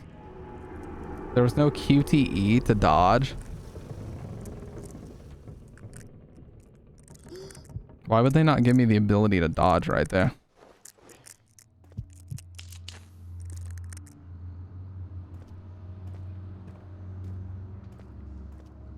All right.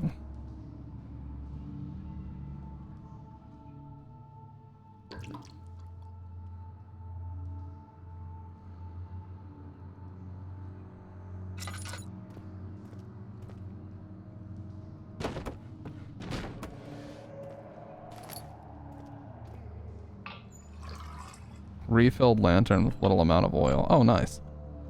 A free refill. Let's go, baby.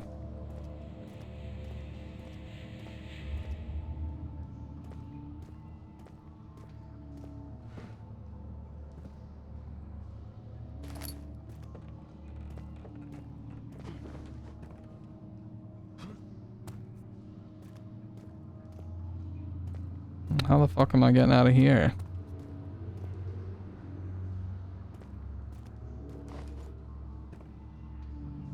Minor platforming? Oh. Oh, wow. Giga Chad. Holy shit. He's just gonna move all this shit on his own? What a beast. See, most horror games straight up would not let you do this.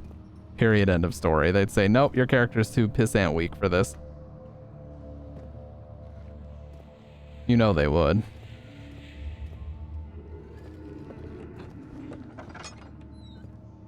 Oh, please, get this clown out of here.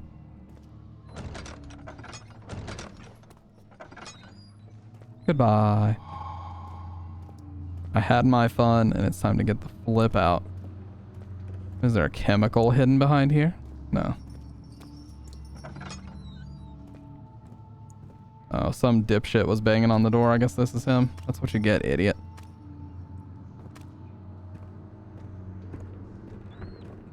Just for having the audacity, that's what you get.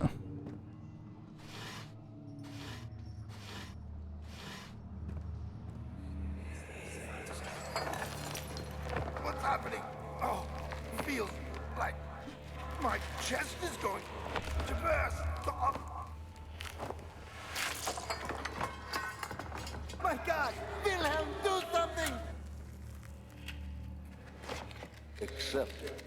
We're not getting out of here. How can you say that? Alexander, you piece of shit! Let us out of here! Deserved.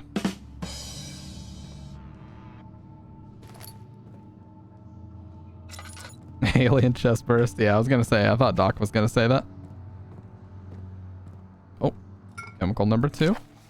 My name is Wilhelm, House of Garrick. These are my final words, my confession and testament.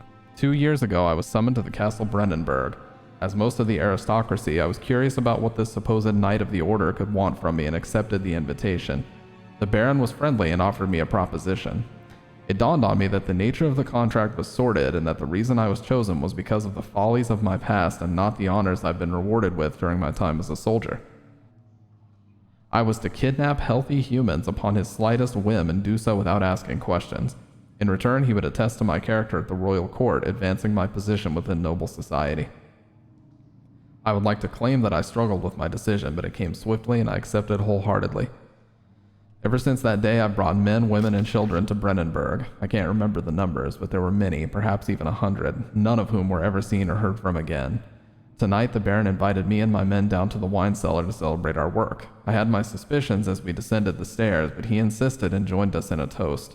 The wine tasted fine, and my men drank without restraint. So begins the punishment for our sins. The Baron has locked us up and returned upstairs. Forgive me for what I have done. I was weak and fell into his diabolical ways. My men are screaming. Their skin has been pierced by their own tangled bones. I feel my insides revolt against their God-given nature. Blood has begun to pour from my eyes, and I can no longer... That sounds like he recovered just fine. Well, if it was me, personally, this is just a me thing, I would probably just walk it off and not experience any pain, but that's just me.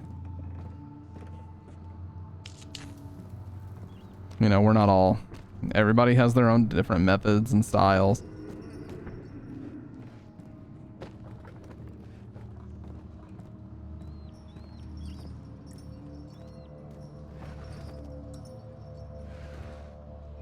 Kool-Aid breaks through the stone wall. The Kool-Aid man. And there's a girl in the garden. You know what? Yeah, I did it.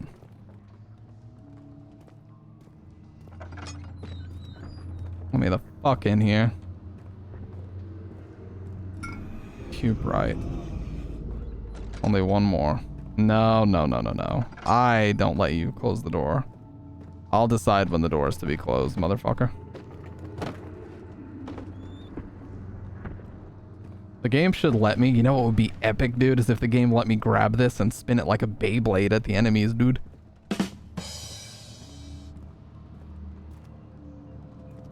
That'd be so hype. I would shart myself with excitement.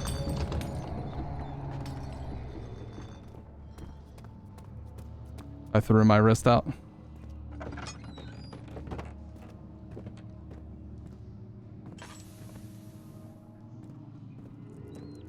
I'm on one tonight? No, I'm just doped up on coffee. I've had far too much coffee for one night. Okay, I just need one more, dude. Oh, come on. Okay, that was athletic. Let's go. I'm impressed with my own character. All right, one more chemical.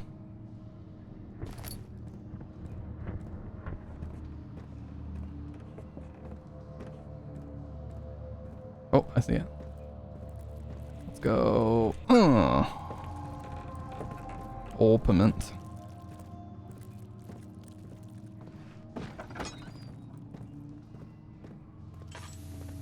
Now we're just gonna slowly waltz on out of here. And we're just gonna have a good day. As the LA Beast would say.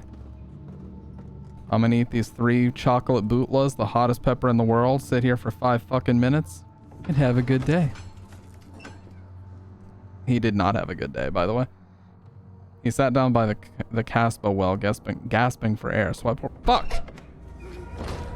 Give me 3 seconds to read this shit. Oh, what? I didn't consent!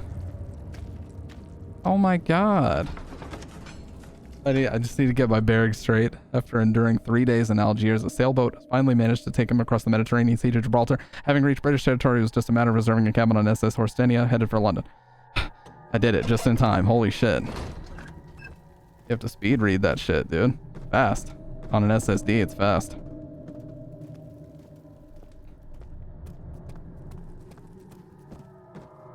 That was also the video where he had so much like going on because of the spices. He just goes, I can't see.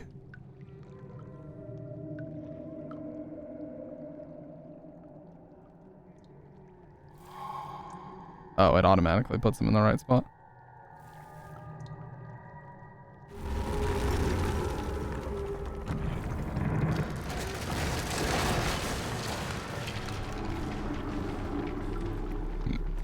I guess we're going down there.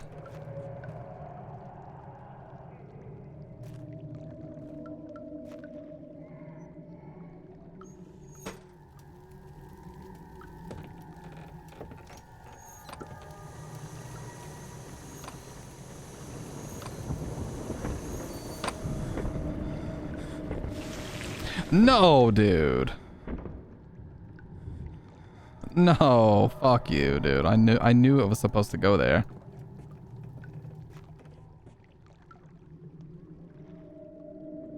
Oh, okay. Imagine if it was like, nope, there's not enough chemicals to make it again. Get fucked, idiot. You died. It just says you died, like Soma.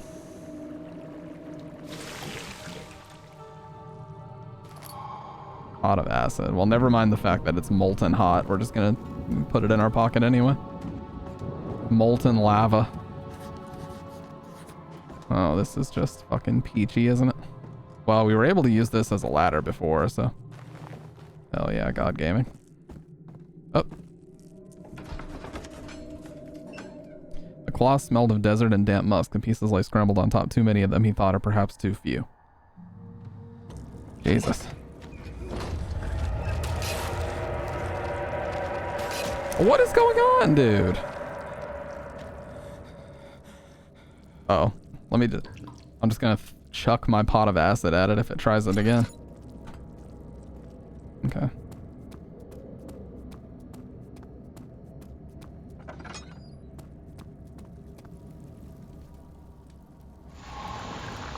Alchemist. Let's go, baby.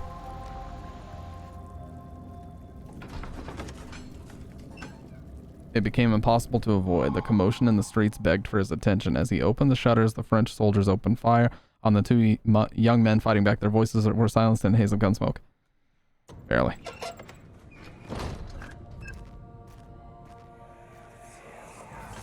Please stop flashbanging me, game. Holy shit. It sure is dark in here.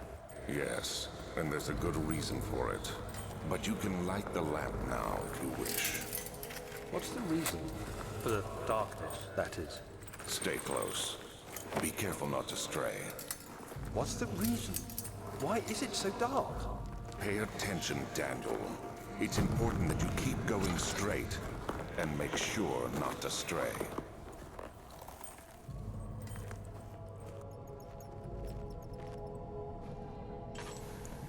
Crouching in the darkness makes you a lot harder to see.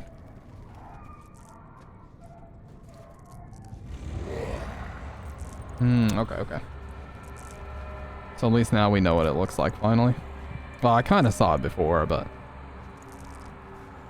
he didn't really bother me too much last time.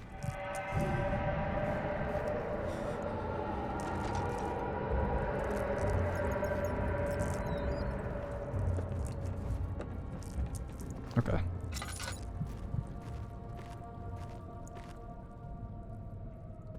Okay, if I see him, I'll be ready to chuck various objects at him.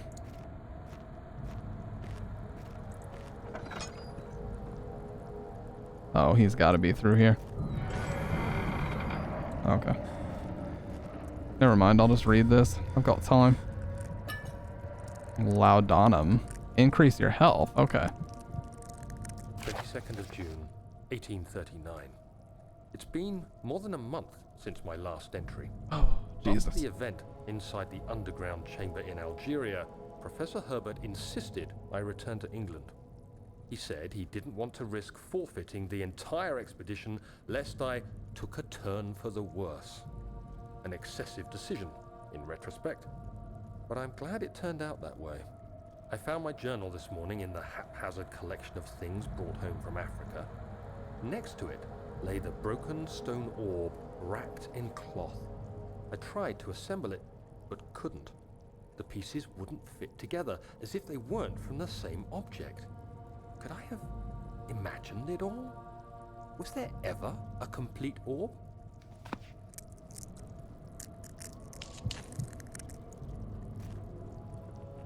Yep, you're crazy, no doubt about it.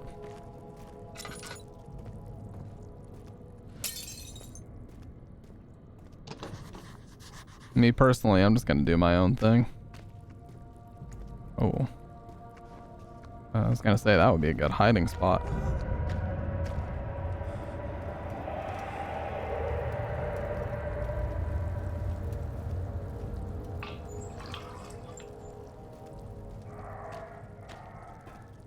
Looks like I gotta cut these here ropes. clogging the crank and pulley contraption. Tinder box.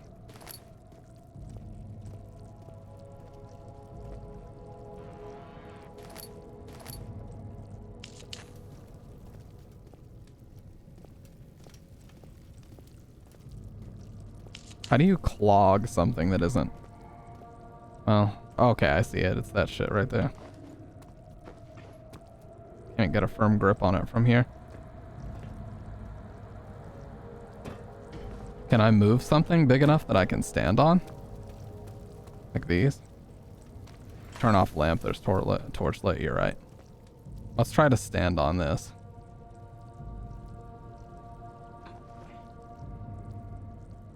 Yeah, let's go.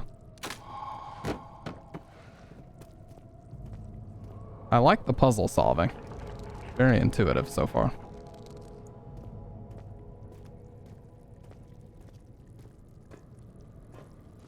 Boom. I would actually close that behind me so that dipshit can't follow me.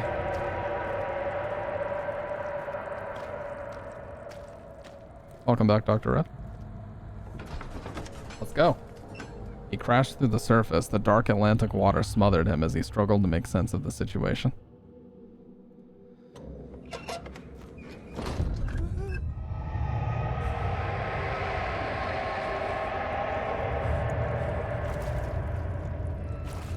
I just teleported. The ooze-covered door won't budge. Where's my pot of acid, dude?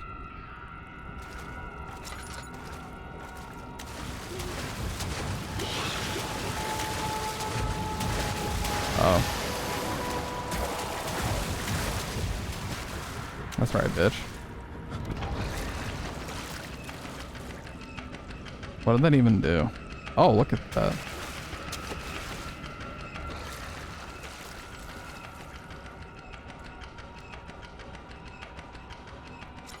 I don't understand what that just did. Look at him just sitting there. What do you think you're doing, buddy?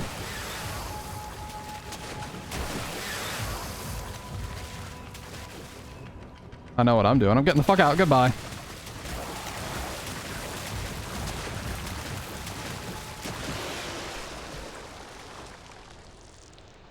Keep out of the... Wow, it just tells you. Look here, you dumb fuck. This is how you win.